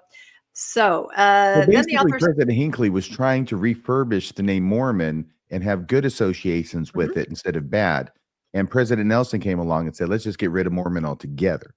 yeah, which to me is just a gigantic blunder. And you're going to see we're feeling the effects of it even still. So the author says, overall, I would argue the church had used the word Mormon to improve public opinion for more than a century. Part of this branding downplayed popular fears about the church and its influence, allowing outsiders to develop favorable views, and this is important, toward Mormons, the people, even if they disliked the institution itself. And that's the key. Oh, yeah, I have a Mormon neighbor. I've got a Mormon coworker. Oh, yeah, Mormons are nice. Church of Jesus Christ of Latter-day Saints. Oh, they're those ones that did Prop 8. They're those ones that interfered in Hawaii. They're those ones that were after ERA. It allowed people to have separate opinions. But now you can't have an opinion about your Mormon neighbor. It's a member of the Church of Jesus Christ of Latter-day Saints. You're reminded of the institution, and that has a negative connotation. I thought they said it perfectly. So in 2023 March, a Pew Research poll reported a low point, and I think we've all talked about this in the last couple of years, in the public opinion of Mormons, falling for the first time below every other measured group. A quarter of Americans held unfavorable view of Mormons, while only 15 held a favorable view. And this, of course, is after the rebrand, right? No more your nice Mormon neighbor. It's a member of the Church of Jesus Christ of Latter-day Saints. And oh, yeah, I remember those guys. Oh, yeah, I know what they were doing. Big old temple in your backyard. Yeah, that too. So much PR. So, yeah, unfortunately, everything that Hinckley did is now being undone because Mormon was, oh, that's not Osmond's. Oh, yeah, my neighbor's Mormon. That's what Mormon was. Not anymore. A month later, Nelson pleaded with members to be peacemakers, lamenting that many people seem to believe that it's completely acceptable to condemn, malign, and vilify anyone who does not agree with them. Oh, interesting that he would say that, right?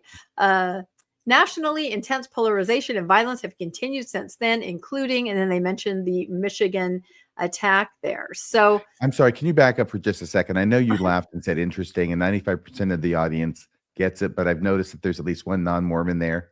Why do you say that it's interesting that he say it's completely unacceptable? This is President Nelson to condemn, malign, or vilify anyone who does not agree with them. Any other person. Over and over, that's what's done. That's what President Nelson did. That's what I thought you were referring to, right? He called anybody who doesn't agree with him lazy learners and lax disciples. Yep. Taffy pullers.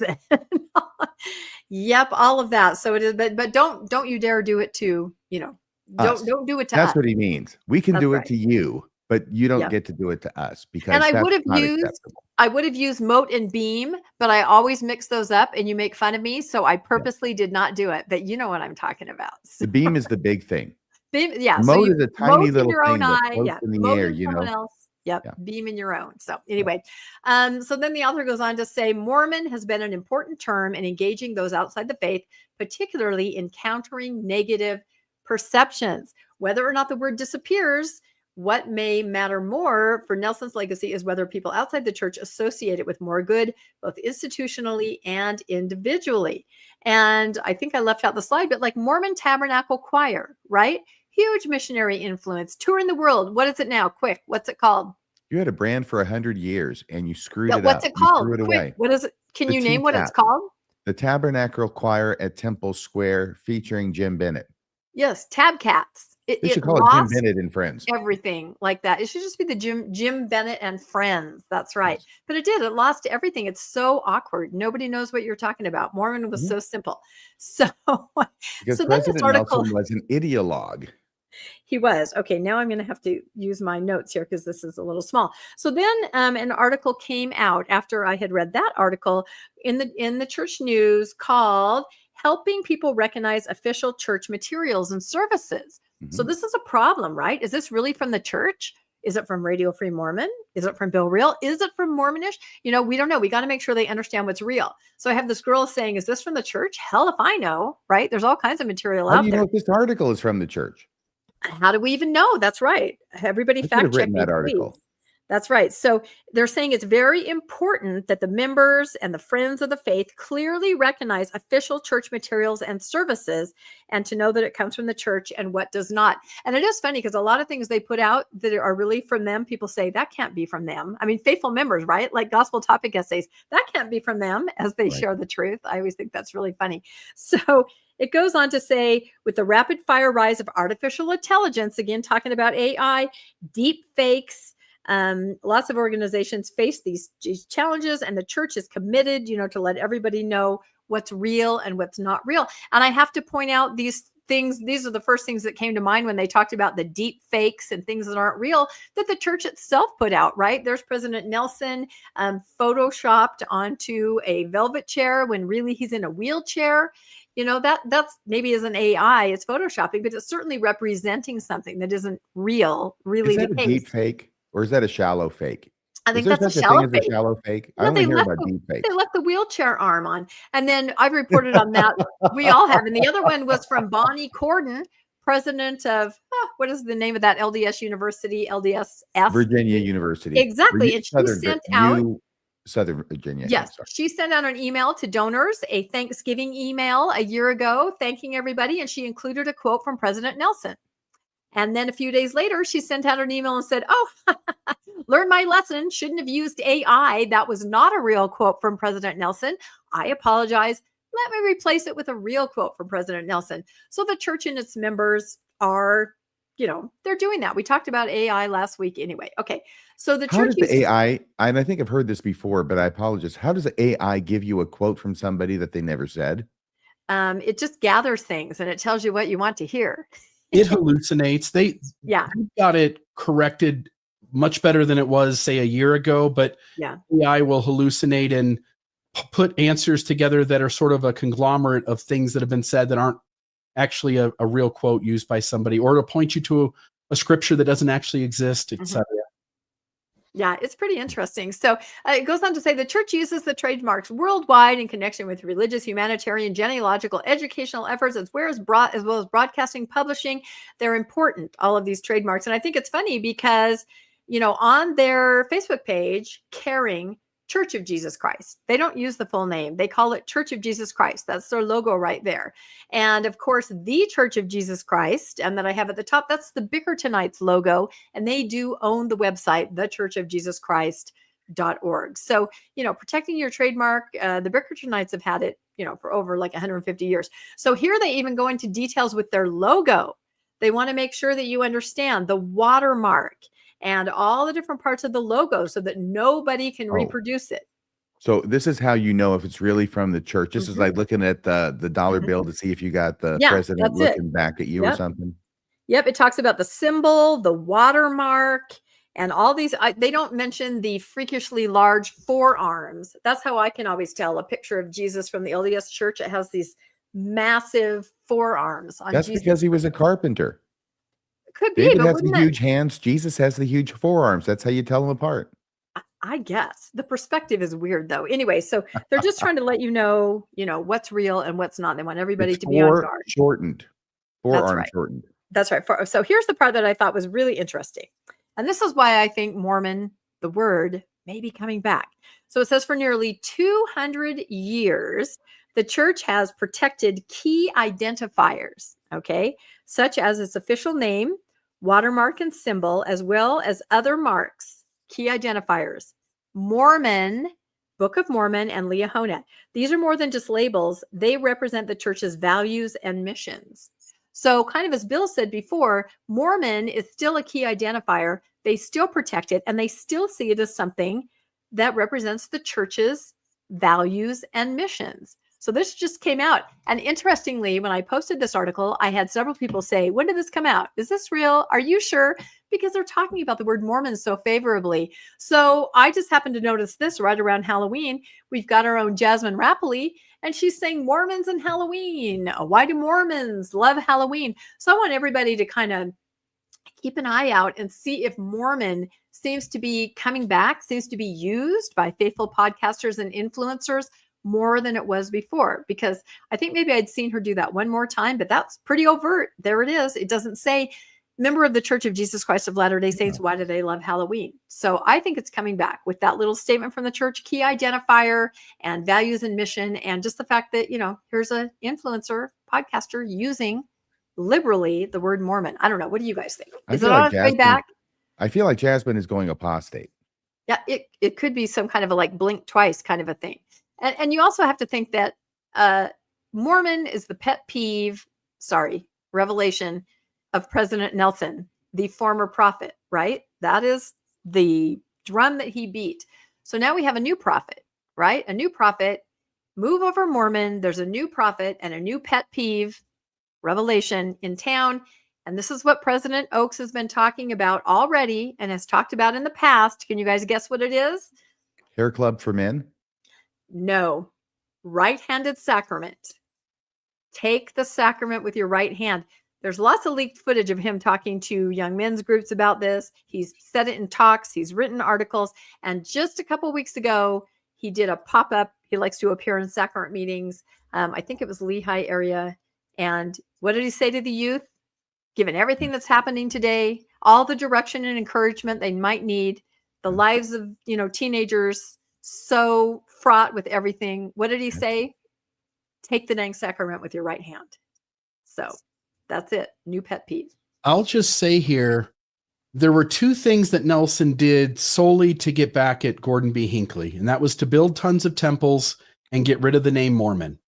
And Elder Oaks, the moment he became prophet, got rid of one of those immediately.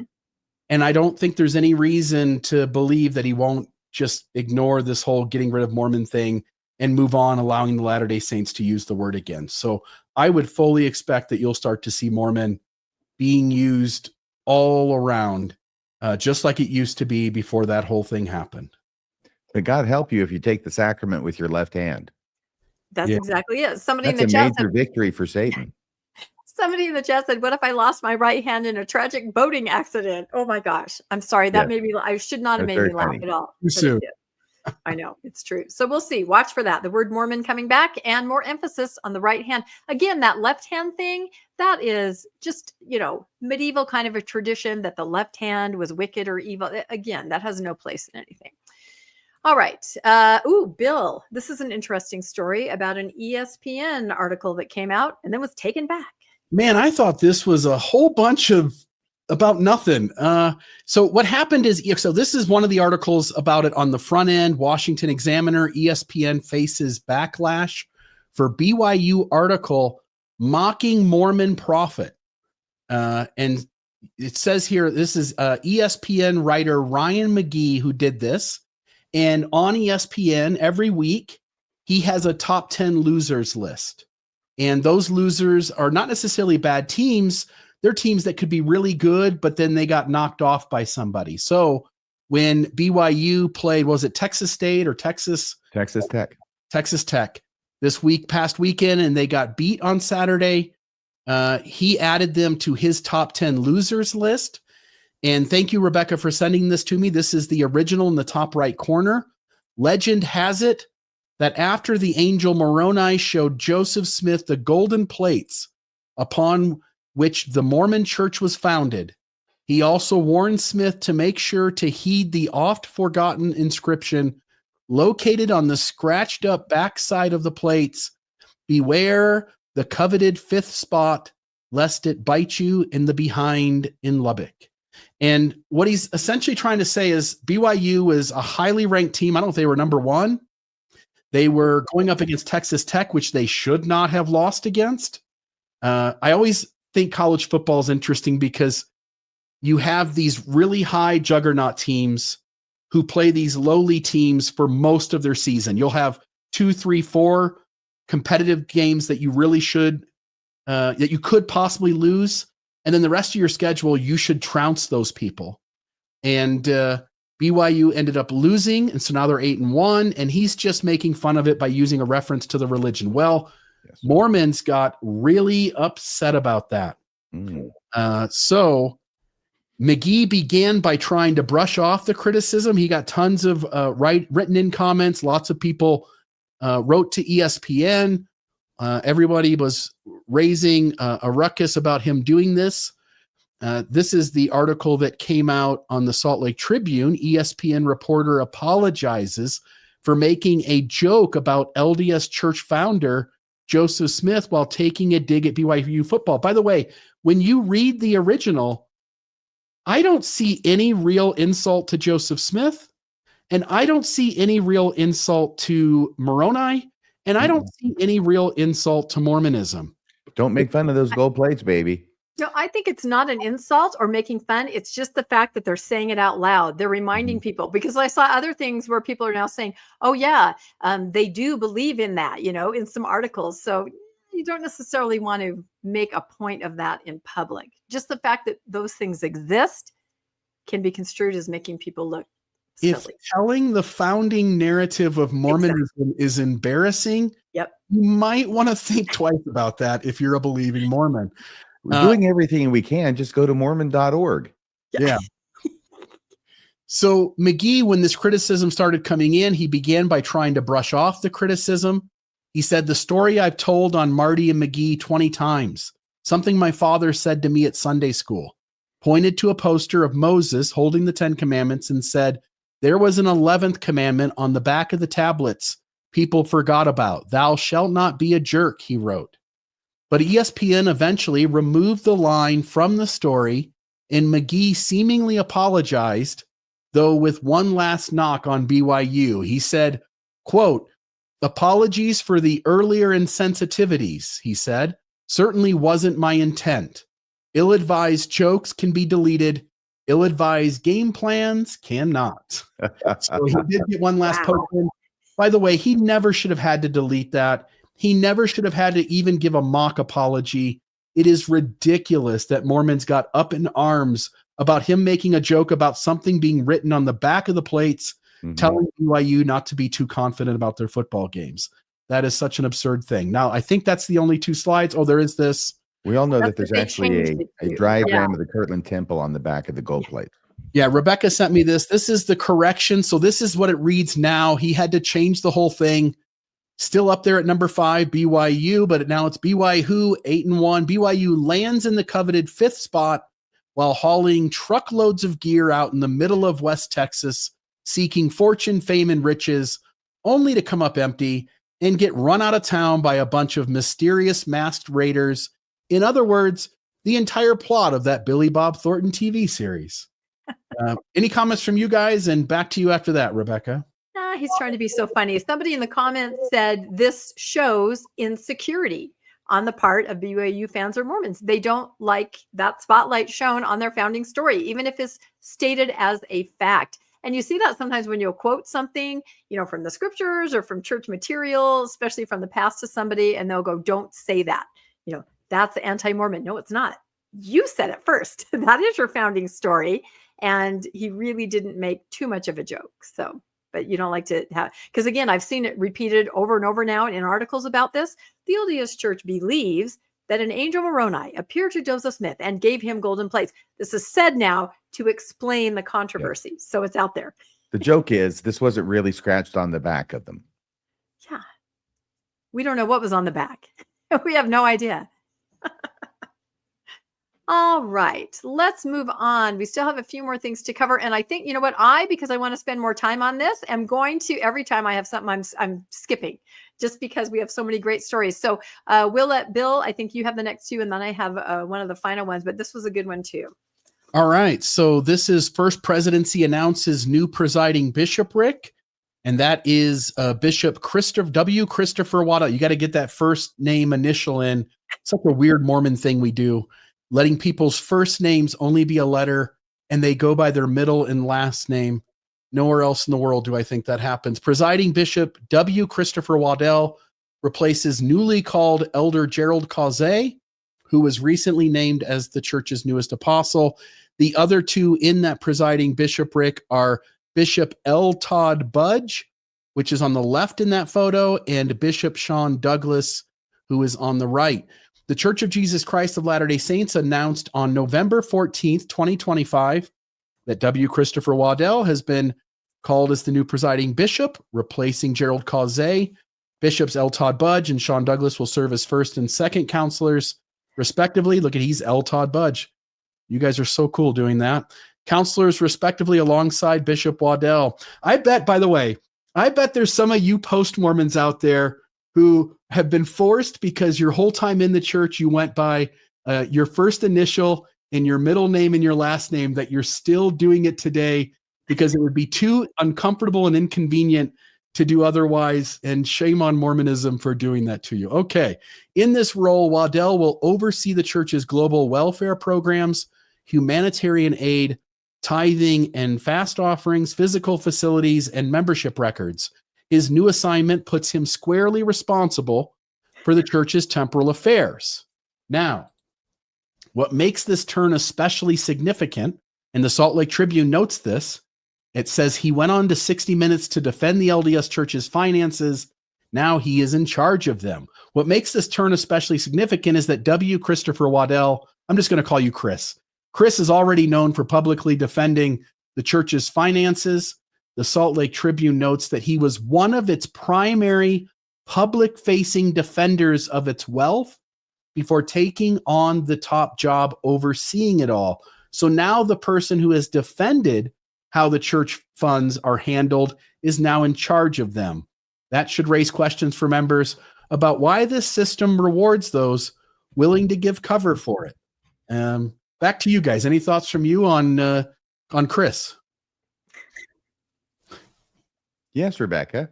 Oh, you want me to go first? I was going to say the comment that I saw over and over, because we all remember that 60 Minutes interview, right? Oh, the person who lied about the money is now in charge of the money, right? So that's what makes it kind of interesting that, yeah, as long as you defend and you come up with those wiggly words and the spin, when you're good at that, you're going to be rewarded and put in positions where you continue to do that, especially about the finances, because that is one of the bigger deals now. That is something that's getting a lot of scrutiny, and they definitely need somebody that can continue to spin it in a positive way. There's only so many truckloads of food that you can give away to kind of put a Band-Aid on billions and billions of dollars just sitting there for Jesus.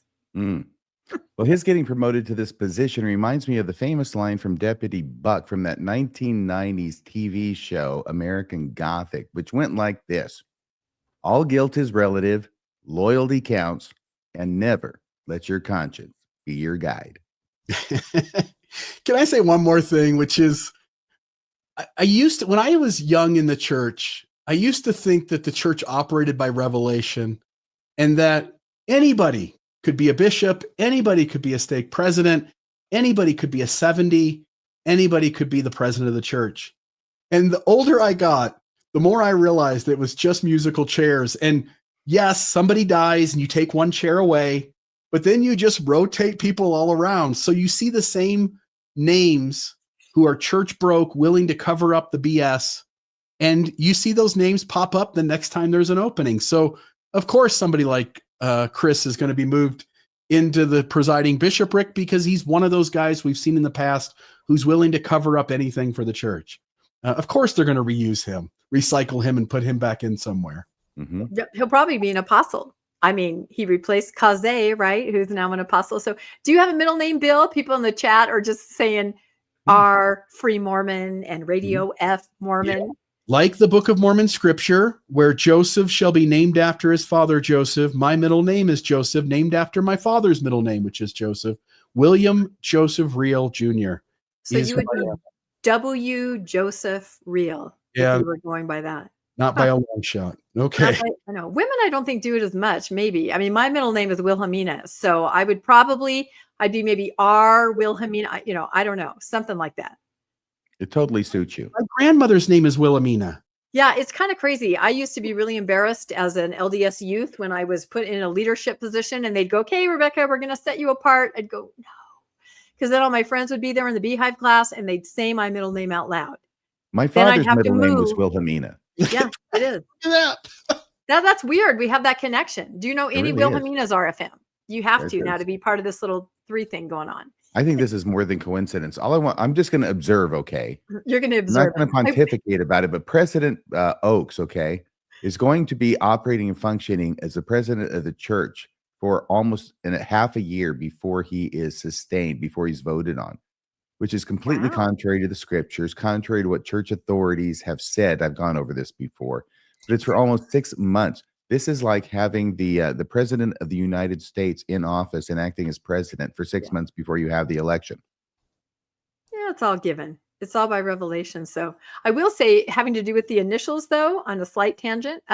So I had a friend whose brother went on a mission. And when he came home, he said, "You will now address me as," and he used his name with a middle initial. And he'd had a revelation on his mission that he was going to be a general authority. He purchased a filing cabinet. This was back in the 90s. And he was going to put all the talks that he was going to write and be given into the filing cabinet. He was so sure that he started going with his middle initial at all times and was the proud owner of a filing cabinet. So that's pretty much all you need. Did it work out? I think, you know what? I don't know. I'm going to have to revisit it. So I don't think He's still around, right? He could still become a GA. He still could. Yeah. I think he's probably much older now, but he still could. I, like Bill, also thought that anybody, that maybe my dad would be called. Maybe he'd get a phone call, because he was such an awesome. Not going to happen. Once I got to BYU. He still got the filing cabinet, he could do it. Once I got to BYU, I started to see how the sausage was made, because I'd go to events where you had maybe grandkids of apostles or people that was dating, then you realized, oh, it's big money, big, big, big, big money for Jesus. So yeah, you can't unsee it. All right. I think the next story is also Bill's, perhaps. Gotta go. Yep, it is. This is also, speaking of big money. See, I can do a Bill segue. Yeah, since we're talking about who protects those funds. By the way, how do you spell your Wilmina? My grandmother was Wilmina. Just Wilmina. Mine is Wilhelmina. Wilhelmina. I learned to spell it finally when I was like 27. Took a long time. Rebecca's been putting the hell in Wilhelmina since 1961. Yeah, no, and I'd have teachers, that had the roles at church, and they'd go, "Oh, we're going to call you Willie." I can't even tell you how many teachers tried to nickname me that. Willie? Yeah, I know. I've actually tried to hide it and suppress it for years, and then I thought, maybe when I turn 50, I'll start going by Wilhelmina. That would be exotic. Never did it. Now I'm not ashamed of it. It's just kind of something interesting. Well, since we just talked about who protects the money now and who's aware of that number, we probably ought to talk about how much they have. So Ensign Peak Advisors, this is in the Salt Lake Tribune, another federal filing, another record high for LDS Church's investment funds. It's interesting, once they got caught, now they have to report it and people look for the reports coming out. So Ensign Peak Advisors, the investment arm of the Church of Jesus Christ of Latter-day Saints, has reported a U.S. stock portfolio valued at about $60.9 billion in its latest federal filing. That is the highest number since public reporting began in 2019. 2019 because they chose to start publicly reporting, not because they weren't supposed to report until 2019. One of the most striking details is how heavily the fund leans into big tech, including nearly $4.5 billion in NVIDIA. By the way, folks, there's an app out there where you can copy the investment strategy of various people. For instance, Nancy Pelosi is one of those. You could if invest where the church invests money, but remember, they don't even do as well as having it in having it just a general fund for the S&P 500. So there's that. This is, let's see here, $400.5 billion in NVIDIA, $3.6 billion in Microsoft, $3 billion in Apple. The fund now holds 1,697 different positions across stocks, bonds, real estate trust, and index funds. The growth has been dramatic. During the pandemic crash in early 2020, the portfolio had dropped to $29.8 billion. Man, cry me a river. Since then, it has climbed to more than double that amount. When analysts look beyond just this one filing and consider the wider network of church-related investment entities, they estimate that the total managed assets may be around $200 billion if you add land, operations, and other holdings some independent estimates place the church's total assets near $293 billion at the end of 2024. That's a widow's mite reference right there. Yeah. Yep. And it's way over 300 billion by now. Yes. Oh, absolutely. 310, 315, somewhere in that range. For an audience who understands the church's long history of financial caution, the official explanation is familiar. Leaders say this money is a reserve intended to protect a global church during economic hardship. Still, the sheer size of the fund and the concentration in a handful of tech giants raises questions about transparency, priorities, and how these financial choices connect to the church's stated mission. It becomes one more moment for members and ex-members alike to reflect on stewardship, trust, and whether the use of sacred funds aligns with what the church teaches. Your guys' thoughts? This thing is as wealthy as anyone else in this world, essentially, other than maybe Elon Musk. Yeah, it's as wealthy as many small countries. And I honestly think most faithful members can't comprehend that amount of money because they say it's good that they're prudent and frugal. Are you kidding me? And I will point out that NVIDIA, right, which is where they've done really well and have a lot of money. Here's what it says. It engineers the most advanced chips, systems, and software for the AI factories of the future. We help build new AI services that help companies create their own AI factories. So for as much as they talk about AI and warn everybody, don't even use it for your gosh darn little talk that you have to write. Yes. We're going to go ahead and heavily invest in that because we know that's the future, but you don't have anything to do with it. So to me, that's interesting. Is this like the days when I joined the church, when the rumor was that the church invested in Coca-Cola in spite of the word of wisdom and saying, don't drink it? Yeah. Now they're saying don't use AI. Well, are they saying don't use AI? They're saying don't use AI in certain circumstances in the church, right? Just be careful. It's not God. Don't form a relationship with it, you know. Don't trust it. Yeah, exactly. Don't trust it. Don't draw any pictures of Jesus with it. Yeah, oh, for sure. That's a major victory for Satan.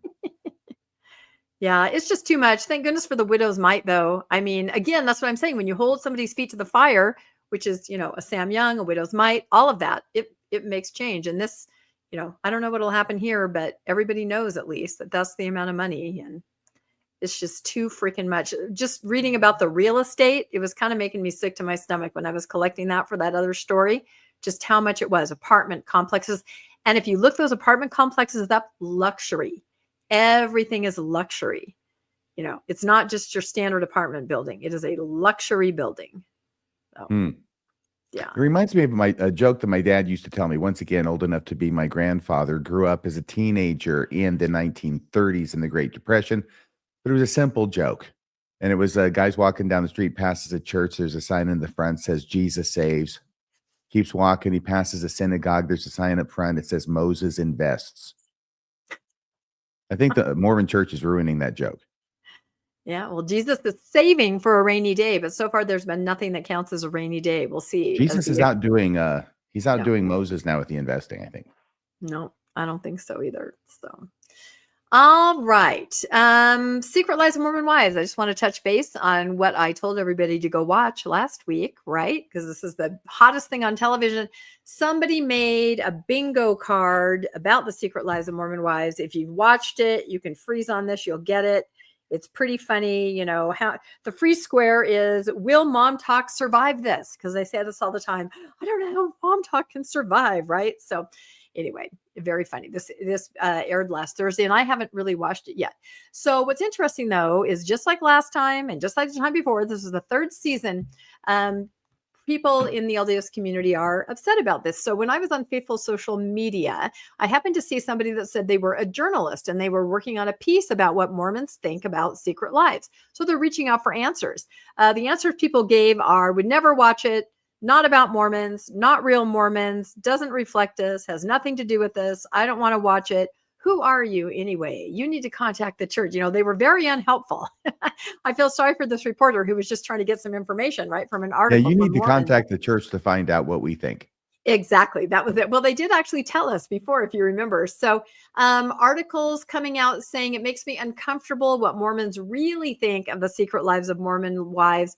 No surprise. They do not want to have, they want to distance themselves completely from the women on these series, they are not part of the LDS Church. They call themselves Mormons. So of course they're not really. So really good article in the Salt Lake Tribune by Jana Reese. She does really good work, and her article is called "How Authentically LDS Are Who Lose Mormon Wives." And I thought she did a really good analysis of this. She says, I'm just going to paraphrase kind of from the middle of the article, the LDS Church asserts it can't see itself in any way in this series. And this is what I gleaned from faithful social media. They're all going, this is not us. We know no one like this. This is all made up, right? A couple weeks before the first episode of The Secret Lives debuted back in 2024, the church published a news release. You guys probably remember this. It didn't name the show, but it decried the stereotypes or gross misrepresentations that are in poor taste. The statement further noted the church's regret that portrayals often rely on sensationalism and inaccuracies that do not fairly and fully reflect the lives of church members or any of the beliefs they hold dear. So they did come out initially and say something like that. So, hey, Rebecca. Yeah. You go back for 1 second. Sure. Wouldn't it be just as fair to say that we all regret that the portrayals of Mormon history often rely on sensationalism and inaccuracies that do not fairly and fully reflect the actual history of the church or its sacred beliefs that are held dear? Yeah, this could be in the blurb of Saints. I'm not kidding, right? That's a very good observation. Yeah. So Jana goes on and says, I agree with some. The Secret Lives is absurdly one-sided pictures of Mormonism. These women are so materialistic, obsessed with parties, clothes. They don't resemble any of the Latter-day Saint women Jana herself knows. That's fair to say. She doesn't know any like this. I did know women like this, raising my kids in Mormonism, being younger.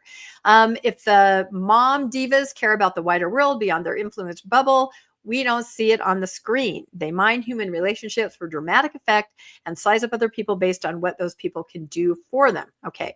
However, the self-centered worldview is very much not Latter-day Saint. Jana says the church does, have a gospel of helping, caring about others. But, and this is where I think she hits it right on the head. In terms of sexuality and gender roles, there's a clear connective thread to what the church taught these women about their life purpose and their bodies, and it impacts everything that they're grappling with on the show.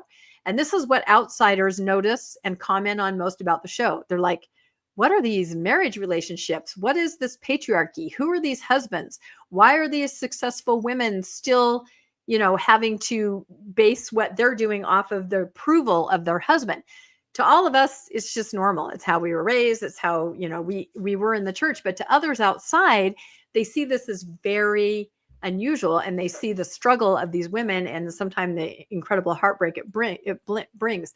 She goes on to say, some Orthodox Latter-day Saints will doubtless respond that these women make their own choices, citing agency, accountability, and all of that. But the common theme running through these stories is a feeling of powerlessness around their sexuality, and some of that can be blamed on the church.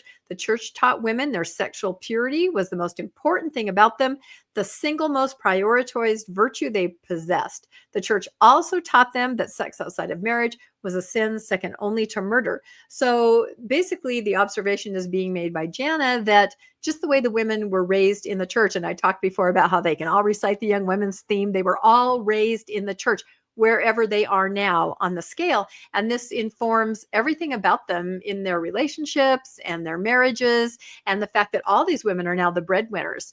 A lot of their husbands don't even work, yet their husbands seem to have a lot of say, on what happens, and people on the outside looking in are just scratching their head. These are powerful women. They're successful. They're famous. Why are in this system? Jana goes on to say, for the past few years, I've been a part of the research project about who leaves Mormonism and why. And we've reported on this several times.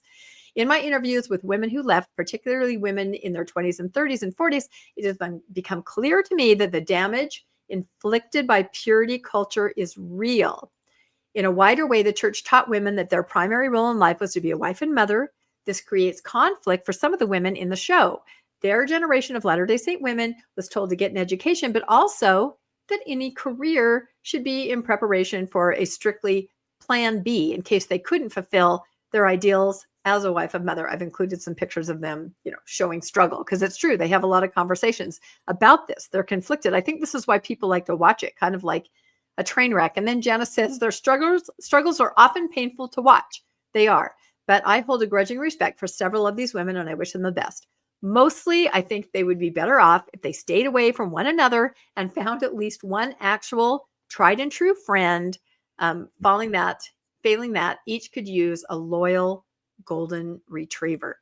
So one thing I will say is anytime somebody seems to rise, to status, fame, worldwide scrutiny in their LDS, they often have to do something to counteract the view of the LDS Church as being extremely homophobic and not LGBTQ friendly. I'm thinking of Dan Reynolds, others who will do something, a very outward gesture to show I'm not like that.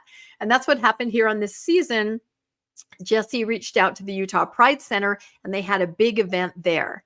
And I won't read this whole thing, but basically because Utah banned the pride flag, in public spaces, government places, they wanted to show one of these is Jesse. I'm not sure which one. They all look alike to me. So. They really do. That's not 3 pictures of the same person. No, it's not. And they change their look every time. You really have to go, okay, they really do look quite a bit alike. But Jesse, the one on the left, reached out. They did an event at the Pride Center and they wanted to show that although the church has teachings like this, we're not like that. A lot of people we know are like that. So I think it's interesting that as people rise to fame, they face scrutiny on that being associated with an organization that has those views. And so they have to do some kind of public facing gesture. There's the proclamation of the family slide. So anyway, yeah, interesting. And I think, did I have one more slide? Maybe I didn't. For some reason, I can't switch, but that was Secret Lives of Mormon Wives. And then can you That's switch? because it's at the end. Oh, that's the very end? I don't Yes. think so. That's Because slide we have 100. Yeah, but we have a lot more. I mean, we have. Yeah, I think StreamYard maybe only allows 100 slides, so I can Oh. put mine up. Yeah, interesting. that Anyway, so that's Secret Lives of Mormon Wives. Yard. Yeah, and then wow, have we really capped out? My goodness. The other before. thing that came out, of course, was Surviving Mormonism, where they do touch on, conversion therapy, purity culture, sexual abuse in the church, and the same kinds of things. People saying Secret Lives of Mormon Wives isn't real. I see people on faithful social media saying, oh, those stories are sensationalized. Maybe that's the exception, not the rule. So it's hard for people to, see their life and their community and their church portrayed in these ways. But what everybody's saying is their real lived experience. So I don't know. Have you guys watched it? It's getting a lot of play. Yeah. I will say this. I just got done finishing up watching the newest Golden Bachelor, and at the end, they showed a little preview of Taylor Frankie Paul. Oh, yes. And it does look like it's going to be quite entertaining if you're into that kind of thing. I mean, she's already got a boyfriend, practically. It's going to be really interesting. They picked her for the drama, I'm sure, but she will get a lot of play. So, and I guess if we can't get our slides back up, I think you had you had this last story there. Can we go back one? I can just show my slide on the Surviving Mormonism in case, let's see. Or maybe you didn't upload that. Okay. It can do this. Yep. No. It's fine. It was just one more. Yeah, there we go. Just, in Surviving Mormonism, Heather Gay highlights abuse within the LDS Church. Here are the details she doesn't cover. This was kind of a controversial article by Tamara Kinsley, who does really good work. I think I've communicated with her before, but, she tried to go into some more detail about conversion therapy and sexual abuse. And, it's just, again, I keep using that word, shining a spotlight, but things are coming out publicly that really are. So we'll keep watching this story too. And Heather's amazing. So, okay, on to Bill's story. All right, let me click that. I thought this was interesting. I just saw this morning. This is the Post Journal. Sales include former church building to Pomfret, and that building looked familiar to me. In a town of Pomfret, New York, in northern Chautauqua County, the Church of Jesus Christ of Latter-day Saints sold a former meeting house on 10410 Chestnut Road to the town of Pomfret for $370,000. I didn't know that you could buy a church building that cheap. I always thought it would be kind of cool to turn that into a post-Mormon like rec center or something like that. But anyway, with that transaction, the article notes there are no remaining LDS buildings in northern Chautauqua County, New York. One by one, they all sold off, and this was the last one. The building will be repurposed by the town for its new town hall and court functions after renovation. The shift marks the end of a physical LDS building presence in that region, giving us one more piece of anecdotal evidence of shifting demographics for a church claiming dramatic growth. Any thoughts from you guys? I just see so many articles where meeting houses are being sold off, right? The money is for temples, not the individual member, the families, the communities. Those are being sold off. So those articles, and then articles about stakes being, they call it realigned, right? If you don't think there's shrinkage, just pay attention to those things. Selling off meeting houses, especially in what used to be, Mormon hubs, right? Salt Lake area, some of those. And then articles about realigning stakes, which just means fewer wards to create a stake, and it looks like you have more stakes. So it's anecdotal, but it's there and it's happening. I was just looking up where this is located, this northern Chautauqua County, and it's on Lake Erie. It's between Buffalo and Erie. You know where Erie is, Bill? I know where Lake Erie is, and I know where Erie's a little town between Cleveland and Buffalo. Yes, Erie, Pennsylvania.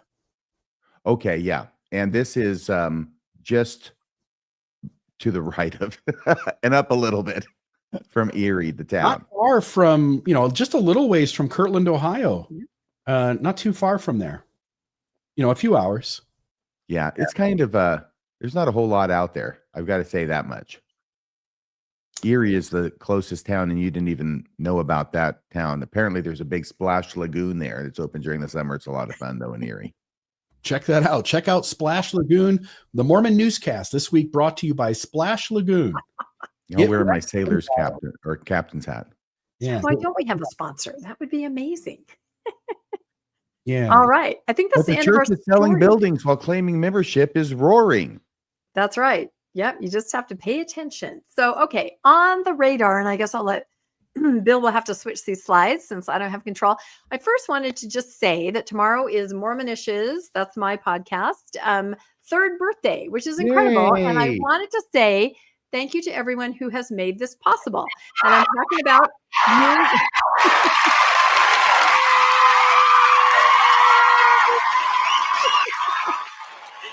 Yep. I mean, 3 years ago, my co-host Landon said, "You have a lot to say. I'm tired of listening to it. Why don't you just get a mic and say it to other people?" And I said, "I will if you'll be on it with me." And that's kind of how it started. But I want to thank viewers and listeners. Amazing. But I also want to thank the two of you, because I want to tell everybody that when we were just starting out, these guys came on our show. I would say, "Hey, Bill, really nervous to text him. Would you appear on Mormonish?" And hey, RFM. So gracious, so generous to somebody newly starting out, and appeared. And it makes a difference because they're big names and they came on my podcast, and then people started to watch. So you guys are amazing. Thank you so much. And thank you to the viewers and listeners. Well, you're very kind. I really do appreciate it. But I did help. I even helped Dives and Pinecker, for crying out loud. I'll help anybody. I know. I was just one of the many, and I feel like you help us so that then you can crush us later. That's the fun in it. It's no fun if there's nobody left to crush. So No. This is not about crushing anybody. This is about comradeship. It is. It is. And a I hope mission that we have chosen for ourselves, as opposed to one that's been imposed upon us by an organization. Yep, that's it. And I hope sincerely that people understand that there's genuine friendships among all of us, and, the people that we get to know through the chat or, messages, and people that we communicate with, everybody's awesome. That's all I have to say. Except for the people we crush. No friendship. Oh, all right. Yes. Except for the people that we crush. So, so the next slide. Oh, here comes Bill. Chautauqua. Chautauqua. No wonder I couldn't pronounce it. Yeah. Look at that. So it's not Chautauqua. It's not. This is an "I Told You So" by Bill Reel. I mean, I figure RFM freely gives out "I told you so's" when he's got a correction. So all the time. And not only I'm putting up the screenshot so that, because I figure they're going to add to it. They're going to add the attribution after we called him out on it for Eldon Watson. Yeah. That's it. And what Bill, you don't know is RFM will correct us on the air, but then after the newscast, we'll get a series of texts about the things that we didn't do quite right. So it's very helpful and instructive. Thank you. I don't think it's very welcome. You should be paying me for these. It's like 1 o'clock in the morning, Rebecca. You forgot to pronounce. I'm like, oh my God. It doesn't happen every week, folks. No. It doesn't happen every week. No.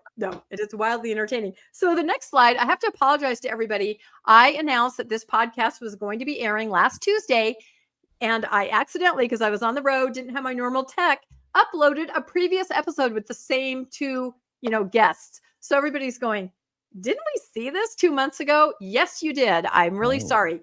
Tomorrow, we do have it. I've checked it multiple times. Is the LDS Covenant Path app sharing your personal data? It's that app out there that they have new members sign up for, and then it kind of tracks you. Did you get baptized? Have you paid tithing? Oh, look, you missed sacrament meeting. And I've seen this pop up multiple times now on Faithful social media, where a new member writes in and goes, what happened? I missed sacrament meeting 5 times, and I suddenly got an alert, and some of my friends started contacting me. They're surprised at the level of tracking right up front. So this is tomorrow night, Tuesday, on Mormonish's 3rd birthday at 6 p.m. Mountain Time. And I promise it's the right episode. And I apologize to everybody. I was just at a deficit without my, familiar setup here. What do you guys have going on? I was looking through the slides. Looks like a lot of great stuff coming up. I was just going to congratulate you and say, 3 years is a long time to be doing a podcast. It's not easy. On a regular basis to be doing a podcast for 1 year. Most people don't make, and you've got it going 3 years. So congratulations to you and Landon. Yeah, congrats. All right. Wednesday night, what do you got for us? Oh my gosh. Mormonism Live. Wednesday night, 6:00 p.m. Mountain Time. We're going to have a great guy on the show. He's from the Southeast in the United States. Used to be a bishop. He's going to come on with his wife. They're going to tell us their story about how it was that they ended up distancing themselves from the Mormon church and how they're, a lot happier now. And I think you're going to love to hear their story. This is going to be another bishop who kind of left it all behind and decided that he wanted freedom. Awesome. We've got Mormonism After Dark Friday, 8 p.m. That one is not the right date. That's an old thumbnail for it. But wasn't it a great show? It was a great show. Folks should check that out. This Friday, 8 p.m. for that. And let's see here. I think that's the last slide. So that is it. That's that's over 100 slides. That's 110 slides. How do we do that? And I even skipped a story. We may have to move the newscast to like 4 or 5 hours. I think there's enough going on. We'll see. I think so. We should just have a 24-hour news channel. We should. So do you want to say any last words, Bill, just about the cruise really quick, or anything like that? You're always good at wrapping that kind of stuff up. Well, yeah, obviously and subscribe to the channel that you're watching this on, but also do us a favor. If you're watching this on Rebecca and Landon's channel of Mormonish, come on over here to Mormon Discussion and hit like and subscribe. And if you're watching it over here, check out the Mormonish channel and please like and subscribe over there as well. It does us a favor. Again, the link for that I'll put in the live chat. It'll also be in the regular chat of YouTube and pinned. So if folks are watching this episode, either while it's live or afterward, you will see those links everywhere you look for them. We'd love to have you come along. There's only 50 cabin rooms that we have reserved at this point. If we flood those and take them all up really quickly, we might be able to get more. But if you wait too long, you're going to miss out. And so if you want to go on this cruise, please do register to get that quote on your cabin and be a part of this cruise today. RFM, what were you going to say? No, I had thought about that earlier and then forgotten it, and then got reminded by you again about the cap that there is on people who can go.